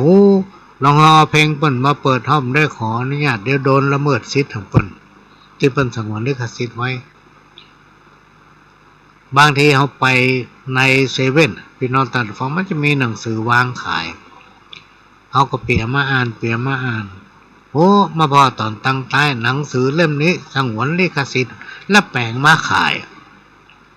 ตัวจะสงวนลิขสิทธิ์ก็เก็บไว้ในตู้บ่กะป้ามาขายอย่างเปิ้นซื้อไปก็เป็นสิทธิ์ของเปิ้นเป็นการเผยแพร่สาระสปะที่มีในหนังสือหั่นถ้าตัวสงวนลิขสิทธิ์ก็บ่ต้องเอามาจำหน่ายบ่ต้องเอามาขายเอาไว้ในตู้หั่นนะถ้าตายก็เอาไปเผาด้วยกันทั้งหมดนั้น เพราะสงวนลิขสิทธิ์โลกนี่เอาไปอ่านบางทีก็มันได้สนใจนะมันได้ขายกล่องอยู่หั่นกรรมบักเก่าสันดานยังบัตันออกอย่าฟังไปบอกว่ามันดีสันดานยังบัตันออกอย่าฟังไปบอกว่ามันดี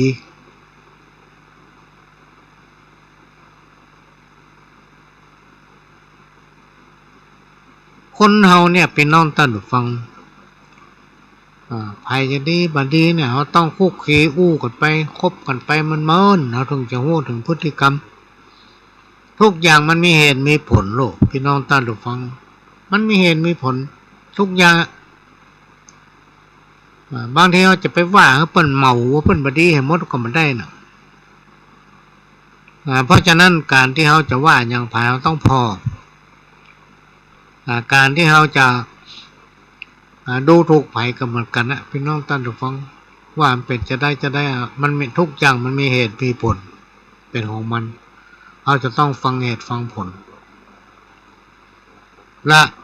ครูบาอาจารย์เพิ่นกล่าวไว้ว่าถ้าเราอยากจะรู้จักภัยเข้าหาคนนั้นถ้าเราเข้าหาแล้วเราจะรู้อุปนิสัยว่าคนนั้นเป็นคนจะใดคนบางคนเนี่ยสอนเพิ่นเป็นอย่างนะพี่น้องท่านผู้ฟังมีเมตตากรุณา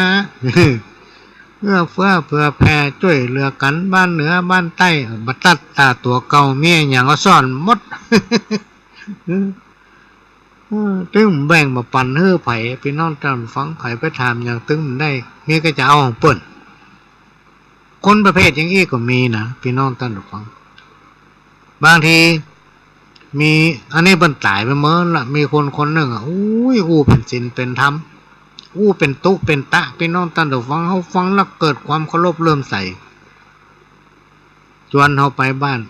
เอาไปบ้านมันเป็นว่ามันเป็นคนที่บ่เข้าวัดเข้าวาสักเตื้อว่ะ เปิ้นมีกินมีตาหยำตึ้งไปใกล้สักเตื้อว่ะแล้วมันหู้หมดเรื่องศีลเรื่องธรรมวัดกิจกรรมอันนั้นกิจกรรมอันนี้วัดปฏิบัติธรรมอย่างใดมันหู้หมดบางเตื้อบางทีเฮาฟังมันยังล้ำครูบาอาจารย์ล้ำทุเจ้าตัวซ้ำนะอย่างที่มันเฮาบ่ฮู้หรือว่าครูบาอาจารย์บางองค์บางตนเปิ้นบ่ฮู้ที่เพิ่นว่าห้อมหนูแต่ห้อมในเตอแต่คนนี้ฮู้หมดเมื่อเขาคบไปเอาจวนมันไปที่ไหนมันก็บ่ค่อยไปนะแต่คนที่บ่ค่อยไปไหนในที่สุดเขาไปบ้านมันเป็นว่ามันบ่เข้าวัดเข้าวาสักเตื้อเพิ่นกินเพิ่นตานเพิ่นมีการมีงานที่ไหนมันจะไปไหนสักเตื้ออีกโล เป็นฟืนเป็นไฟฟังแล้วน่าเริ่มใส่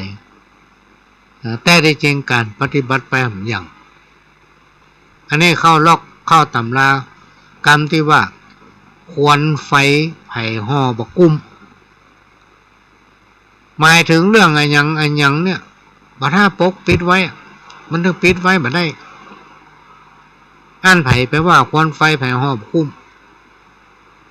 ในที่สุดมันก็ต้องเปิดเผยออกมาพี่น้องท่านผู้ฟังถ้าปิดก็เดี๋ยวมันต้องเปิดเผยปากว่าไปตีนย่ำไว้หมายความว่าเป็นคนที่ในมีหั่นนะคนในมีหั่นเนี่ยมันก็มีนะพี่น้องท่านผู้ฟังบางทีถ้าเฮาหูจังมันเราก็เชื่อ เราก็เชื่อมันนะอันนี้ถ้าถึงตัวเก่าเนี่ยเกือบเสียคนไปแล้วเหมือนกันนะกับคนในมีหั่นเนี่ยบางทีบอกเฮาจัดดีมันผูกแมลงเหนื่อยเอาก็ไปบอกต่อว่ามันผูกแมลงเนาะพอถึงมันผูกแมลงมาหายแซบบางทีนัดเฮามาทำ7 วันนะเฮาไปบอกเพิ่นต่อทำ7 วันเลยพอถึงวันที่7มันก็หายแซบ นี่เป็นเฮาว่าปากว่าไปตีนย่ำไว้เป็นคนที่ในมีหั่นถ้าไผเป็นหลงมันนี่เสียคนกับมันนะเพราะเวลามันนัดเฮามาเป็นนัดเปิ้นต่อทำไมเปิ้นฮ้องว่าปากว่าไปตีนย่ำไว้เก้ามันเต้าปลายเข็มปลายมันเต็มแม่น้ำมีความหมายว่าเรื่องเล็กๆน้อยๆแต่เอาไปขยายความจนเป็นเรื่องใหญ่เรื่องโตเป็นเรื่องเป็นราวพี่น้องท่านผู้ฟังเก้ามันเต้าปลายเข็มตั้งปลายมันเต็มแม่น้ำก็มีความหมายว่าเรื่องน้อยเดียวนะเอาไปขยายความจนเป็นเรื่องใหญ่โตแล้วก็เป็นเรื่องเป็นราวกันคนเราในยุคปัจจุบันเนี่ยจะไปไปเลยว่าไปเลยไปได้นะพี่น้องท่านผู้ฟังถ้ามาอยู่ในข่ายกฎหมายเนี่ยคิดกฎหมายมีโทษ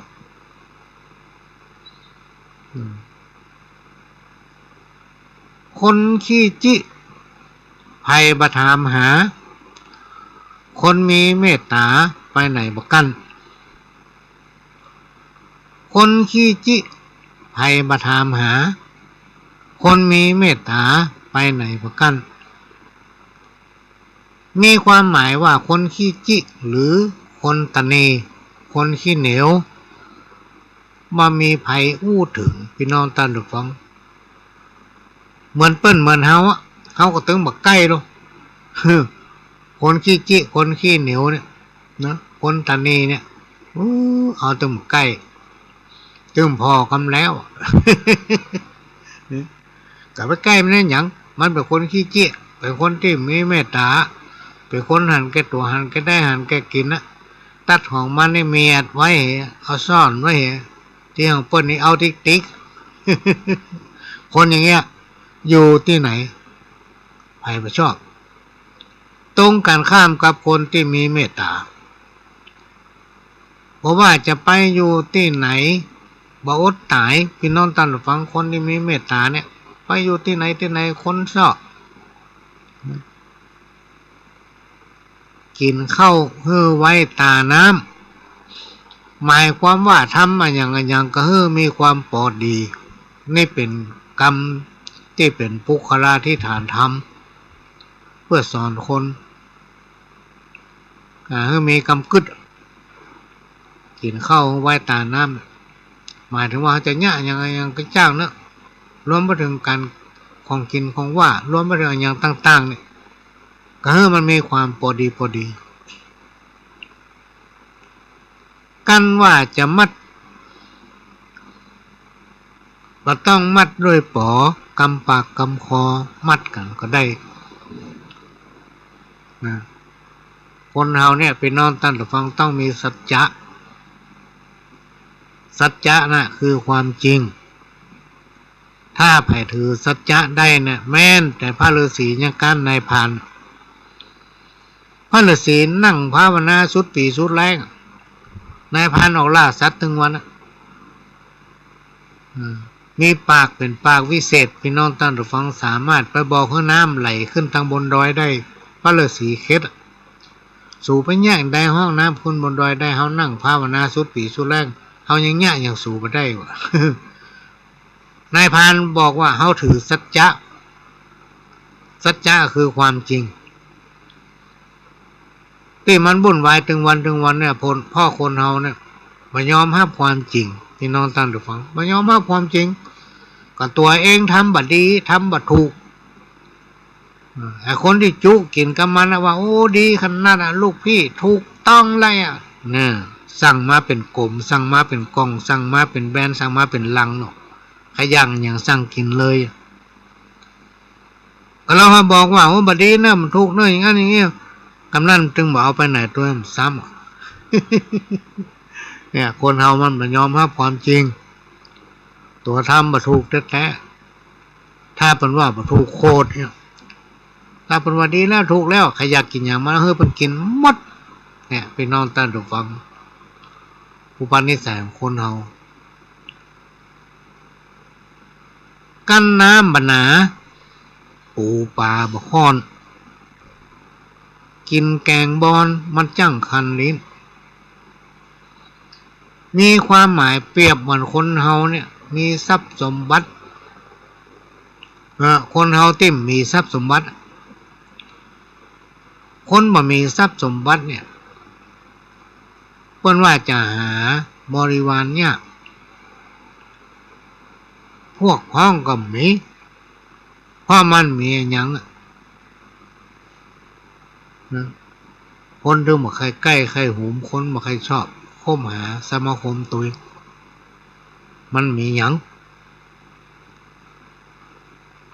กินแกงบอนมันจังคันลิ้นอันนี้ก็มีความหมายว่ากรรมตำหนิหรือกรรมติสินนินทาเนี่ยพี่น้องท่านผู้ฟังเพิ่นว่ามันบ่ดี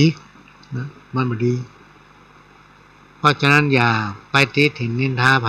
จะไปว่าฮื้อไผถ้าปฏิเพื่อก่อนี่มันเป็นหยังไปสอนเพิ่นแลกเปลี่ยนเรียนรู้กันแต่ถ้าจะไปดูถูกคนเนี่ยอย่าดูถูกเด็ดขาดพี่น้องท่านผู้ฟังมันบ่ดีมันจะเป็นกรรมมหาตนเองนะบางคนนี่ดูถูกเพิ่นทำมาเมินมันจะเหลือกล้าผ้าปกกับกะลงอีกเนาะหรือมันทำมาเมินมันจะเหลือผ้าปกกับจ้องกันเลยในที่สุดพี่น้องท่านผู้ฟังลองสังเกตตองพอเตอคนที่ชอบดูถูกเปิ้นเม่นประมาทเปิ้นเนี่ยมันเข้าหาตัวมันหมดเข้าหาตัวคนที่มันว่าเปิ้นนี่นะคนที่มันว่าเปิ้นแจ้หูหรอ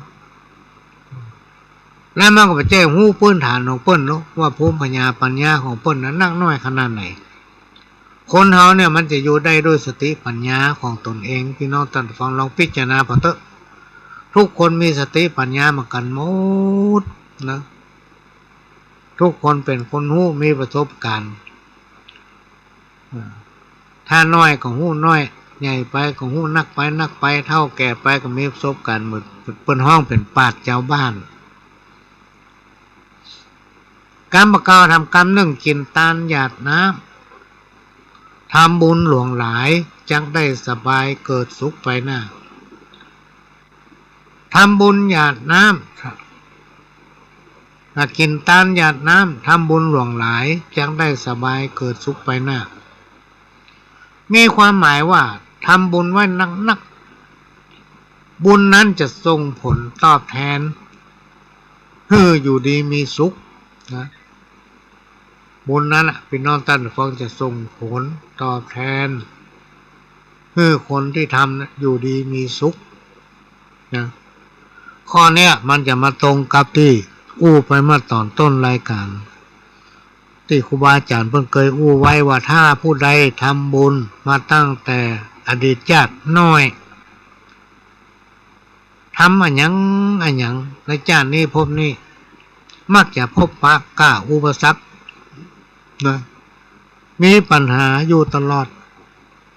เพราะอย่างพ่อทำบุญเมื่ออดีตชาติน้อยถ้าไผ่ทำบุญเมื่ออดีตชาตินัก ก็จะมีความสำเร็จในการทำกิจกรรมอันยังก็สำเร็จหมดเพราะว่าบุญแต่ชาติก่อนมันนัก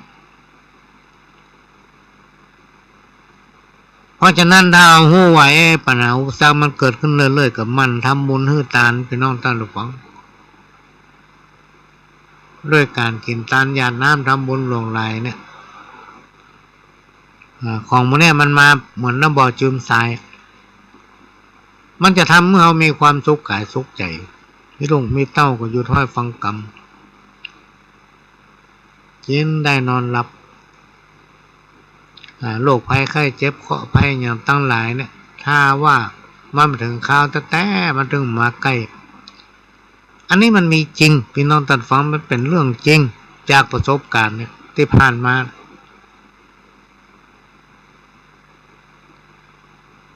ถ้าหัวบุญเท่าน้อยก็ทำเพิ่มติ๊กถ้าหัวกรรมเวรเขาไม่นักบอกว่าจะเป็นชาตินี้ชาติหน้าชาติที่ผ่านมาก็แล้วแต่เมื่อเอาไปทำบุญก็กลับมาตรวจน้ำหรือเมื่อค่ำเมื่อคืนเขาไหว้พระสวดมนต์ก็ตรวจน้ำแย่งอีถึงวันวิบากกรรมมันยังต่างๆมันจะลดไปพี่น้องท่านผู้ฟังมันจะลดไปนะอันนี้ก็เอามาฝากพี่น้องท่านผู้ฟังเพื่อเป็นข้อคิดสิ่งที่มันมีประโยชน์นำไปพิจารณาบอกลูกสอนหลานหรือว่าอาจจะนำปฏิบัติเพื่อทำตนเองให้เป็นแบบเพื่อกับลูกกับหลานคะแนนจะไปไหว้พระดัง แต่ก่อนหลวงพ่อเป็นประเทศเพิ่นอู้ถึงว่ามีอยู่2 คนมันไหว้พระดังโป้นไป3 บ้าน 4 บ้านในสมัยยุคแต่ก่อนมันเงียบโลกพี่น้องท่านฟังไผย่าอย่างตั้งเหนือตั้งใต้มันต้องได้ยินหู้หมดวันนี้ไหว้พระดังโป้นไป3-4 บ้าน จนบ้านข้างนั้นรำคาญปลอมเป็นผีไม้สมัยก่อนมันจะมีไฟฟ้าหรือมันมืดโอ้นั่นไผนั่นเอาเป็นจ่ายมบาลโอ้จ่ายมบาลมาอย่างนี้สูงแล้วพอเราจ่ายมบาลมาบ้านเขาจะมาชีวิตสูงถึง2 คนนั่นน่ะเขาจะเอาไปบัดเดียวเนี่ยเขาจะมาเอาวิญญาณสูงถึง2 คนนี่ไปบัดเดียวนี้เพราะว่าถึงวันเนี่ยสู่ไหว้พระดังรบกวนเปิ้นเจ้าบ้านเปิ้นรำคาญเจ้าที่เจ้าตังแต่บุตรเทวดาผีงอผีเฮือนจะรับจะนอนบ่ได้รับสู่ไหว้พระเสียงดังเนี่ยขอต่อรองเปิ้นถ้าสู่มาเพื่อเอาวิญญาณสู่ไปเนี่ยต่อไปห้ามไหว้พระเสียงดังเนอะคนตะก่อนเปิ้นเขาฟังแล้วไปดีม่วน มันก็เลยบอกไหว้พระเสียงดังแล้วกำนันตั้งวันนั้นว่ายมบาลอย่ามาเอาชีวิตมัน กรรมเก่าทำกรรมหนึ่งพี่น้องท่านผู้ฟังเลี้ยงมาหลาย คนสมัยตะก่อนโบราณเพิ่นกล่าวว่าจักวายเข้าเนาะเลี้ยงมาหลายจักวายเข้าเปลืองเข้าเพิ่นมือเลี้ยงมาหลายลูกบ้านไหนก็มีตัวสองตัวก็พอละกรรมเก่าทำกรรมหนึ่งกรรมบดีแปลงใส่กรรมมาใหญ่แปลงเอา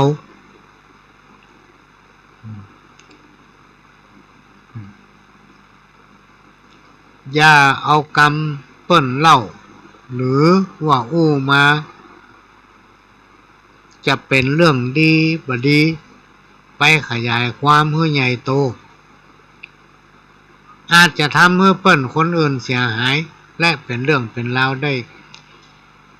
โดยความหู้เท่ามาถึงการของเขาได้ยินมากเอาไปอุ้มพอไปเล่าหั่นเล่าตั้งใต้ตั้งเหนือทำเนี่ย ในปัจจุบันเนี่ยพี่น้องท่านผู้ฟังการไปว่าคนเนี่ยถ้ามันอยู่ในข่ายหมิ่นประมาทอีนะเป็นกฎหมายอาญาเนอะติดข้อก็ให้ระมัดระวังพอดีไปขยายความจะเป็นเรื่องดีบดีกระจ่างหู้ก็ดักไว้เหรอกรรมที่เปิ้นเล่าขานสืบตามกันมาเมาแล้วว่าในอนาคตไปหน้าเนี่ยทำลายเช่นคนน่าจะเป็นหลายร้อยปีไปทั้งหน้าเช่นลูกเช่นหลานเช่นเลนเนี่ยอย่างพุ่นน่ะพี่น้องท่านผู้ฟังเปิ้นว่าเดือนจะรับพดาหมู่ดวงดาวตั้งหลายที่เฮาหันกันบนฟ้าเนี่ยเอาแหงนหน้าขึ้นไปพอยนะหันดาวลูกดาววีไก่น้อยดาวหมูกองดาวงอนไทยดาวนั่นดาวเนี่ยเอาจะหันส่องประกายวิบวับเต็มฟ้าในอนาคตไปหน้าเนี่ยเพิ่นว่าเดือนก็จะหายดาวตั้งหลายก็จะดับอีโน่โอ้มันมีเดือนมีดาวแล้วนั่น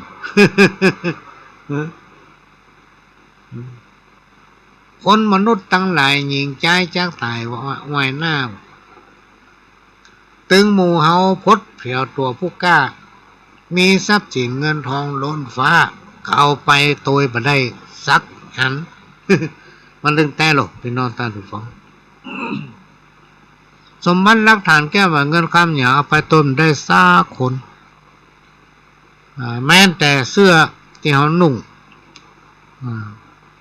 ผ้าห่มผ้าตัวผ้านวมสิ่งอย่างเตียวฮักแหวนจันงามกำไรจันเหมาะก็เอาไปต้มได้นะโดนเอาไปเผาหมดสิ่งที่ตัวไปได้คือบุญบาปคุณและโทษที่ตัวไปบาปบุญคุณและโทษนะคนที่ประพฤติแต่กรรมดีเป็นตัวต้นแบบให้กับลูกกับหลาน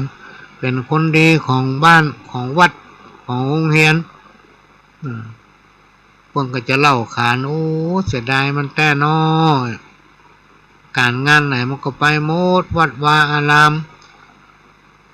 ปีนี้บ่ได้ยินเพิ่นว่าจะทอดกฐินแต่เขาก็ว่าจะมีอยู่เพราะวัดเฮามีกฐินคู่ปีมันถ้าบ่ค่อยมีเจ้าภาพไปถามก่อนที่บดีมาห้าเป็นเจ้าภาพเนี่ย คนอย่างเงี้ยถ้าตายไปเพิ่นจะเล่าไว้เกินฮอดปีนั้นอ่ะมันมีมาถามเรื่องกฐินนะไว้ทอดกฐินมาได้ยังได้ถ้ามีไปห้าอีแม่จะห้าเงี้ยแน่เวลาตายไปเพิ่นจะเล่าไว้ละโอ้มันมาห้าเป็นเจ้าภาพ แล้วคนที่มาเอาขี้เต้าอ่ะมันมีหรอพี่น้องท่านผู้ฟังว่าเปิ้นติ๊กเปิ้นเนี่ยอันอย่างมันก็ว่าบ่ถูก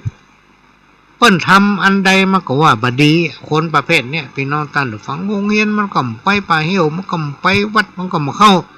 มีก็จะจับผิดคนนั้นจับผิดคนนี้คนอย่างเงี้ยถ้าตายเข้าไปเหี่ยว โอ้เปิ้นอนุโมทนาสาธุสาธุเนอะพี่น้องท่านผู้ฟัง อันนี้ก็มาเล่าให้ฟังมันมีสังคมชุมชนทุกที่จะมีคนประเภทเนี้ยเอาลองไปเด้อไปบ้านไหนก็แล้วแต่ถ้าเอาไปปะจากคนเพิ่นถูกกันเราถามโอ้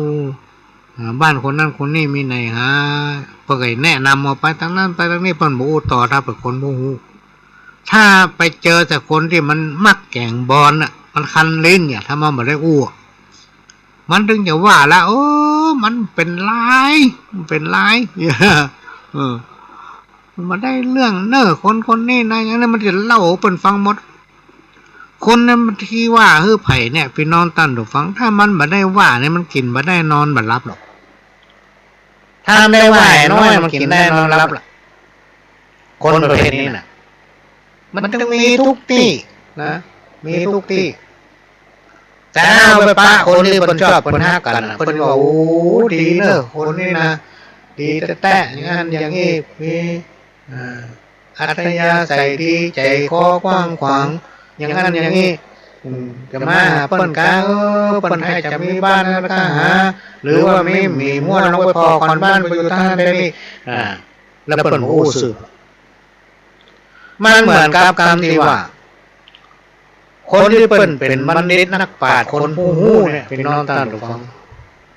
ถ้าเอาบัดหาเปิ้นบ่อู้ลงเอาบัดหาเปิ้นบ่อู้แต่คนที่ฮู้พ่องบ่ฮู้หลายเนี่ยพี่น้องท่านผู้ฟังอุปนิสัยของคนเฮาเนี่ยมันบ่เหมือนกันนะโดยที่คนบักก่อนคนมาเก่าเนี่ยเป็นแยกว่าสันดานของคนเฮาเนี่ยมันมีทุกคนถ้าคนที่สันดานต่ำคนพาลเนี่ยสันดานมันจะอยู่หิมเก้าลิ้นเนี่ย คนที่เพิ่นมีการศึกษาอุปนิสัยเพิ่นดีเพิ่นเฮาเป็นปราชญ์เป็นคนฮู้สันดานมันจะอยู่เลิกลงไปหำน้อยยิ่งเพิ่นเป็นพระเถระครูบาอาจารย์เป็นผู้รับผู้ใหญ่เนี่ยพี่น้องท่านผู้ฟังเพิ่นก็มีสันดานเหมือนกันแต่มันอยู่ต่ำไปจริงๆอ่ะ ต่ำไปจริงอยู่ลึกลงไปเด้อมาให้ไม่ได้เปิ้นว่าอย่างไผเปิ้นถึงว่าได้อู้ได้เต็มปากว่าต้านผู้ฮู้ปราชญ์ราชบัณฑิตถ้าเฮาบ่ถามเปิ้นบ่ปากไอ้คนที่บ่ฮู้หรือว่าฮู้พ่องบ่ฮู้พ่องเฮาถามมันก็ปากเฮาบ่ถามมันก็ปากเล่าเฮาฟังเป็น10อย่างบ่เท่าปะมันเตื้อนี่นะ อันนี้มันมีแต่เนาะกรรมเก่าทำกรรมหนึ่งใกล้จะหมดเวลาละพอหาเวลานานหมดแล้วยัง4 นาทีน่ะ กรรมเก่าทำกรรมหนึ่งกรรมมาดีแปลงใส่กรรมมาใหญ่แปลงเอาเลี้ยงมาหลายวายเข้าเท่า3 หญ้าวายขัวเท่า3 หญ้าวายขัวมีความหมายว่าเรื่องเพียงเล็กน้อยเอาไปขยายให้เป็นเรื่องใหญ่และก็เป็นเรื่องเป็นราวใหญ่โตเป็นการทำให้คนอื่นเสียหายนะพอดีทีมดีผิดกฎหมายน่ะเลี้ยงมาหลายเปลืองเข้ามีเมีย3 คนก็คือหญ้า3 เท่าเนี่ยหมายความว่ามีเมียหลายคนน่ะทำให้เสียสมบัติมีแก้วแหวนเงินคำก็จะเป็นต้องแบ่งให้เมียถึง3 ถึง 4 คนนะเต้ากับโลกพี่น้องท่านดูฟัง แทนที่จะไปทำมันนั่นซื้ออันนี้ก็ได้ประโยชน์ได้เป็นกอบเป็นกรรมไปละ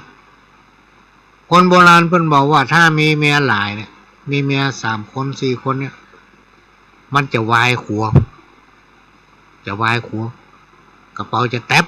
กระเป๋าจะแตบ แม้นว่าจะให้หามาได้นักอย่างใดก็ตามเถอะพี่น้องท่านผู้ฟังแทนที่ได้เป็นมหาเศรษฐีไม่ได้เป็นสักกรรมเพราะเมียมันหลายอันนี้เป็นกรรมเก่า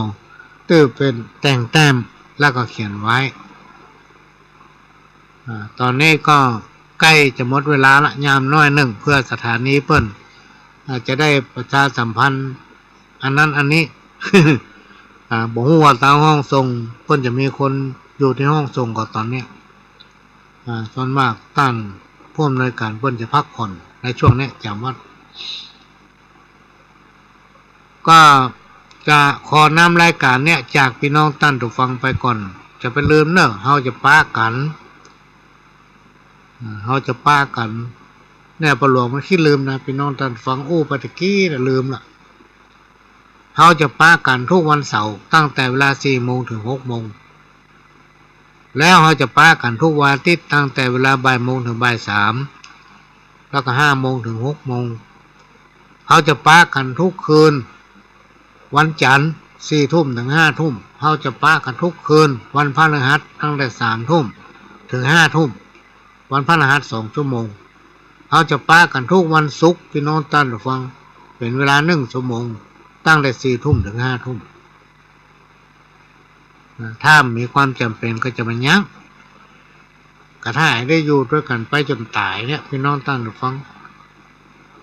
ที่แรกก็คิดว่าบ้านปลายชีวิตจะไปบวชนี่เนาะคิดไปกันไหมหมูไปบวชวันไหน ใครว่ามันคิดบ่โพสคนสุดกำคิดกันนั่นเนี่ย ก็เลยบวชสักครั้งลูกบวชแล้วก็แล้วฮะไอ้เนาะก็ขออำนวยพรให้พี่น้องคนฟังทุกคนทุกท่านกินข้าวลำนอนหลับนะอยู่สุขกายสุขใจเหมือนกันคู่คนจากกับผมพระหลวงสว่างท่านจันทร์ขอสวัสดีครับ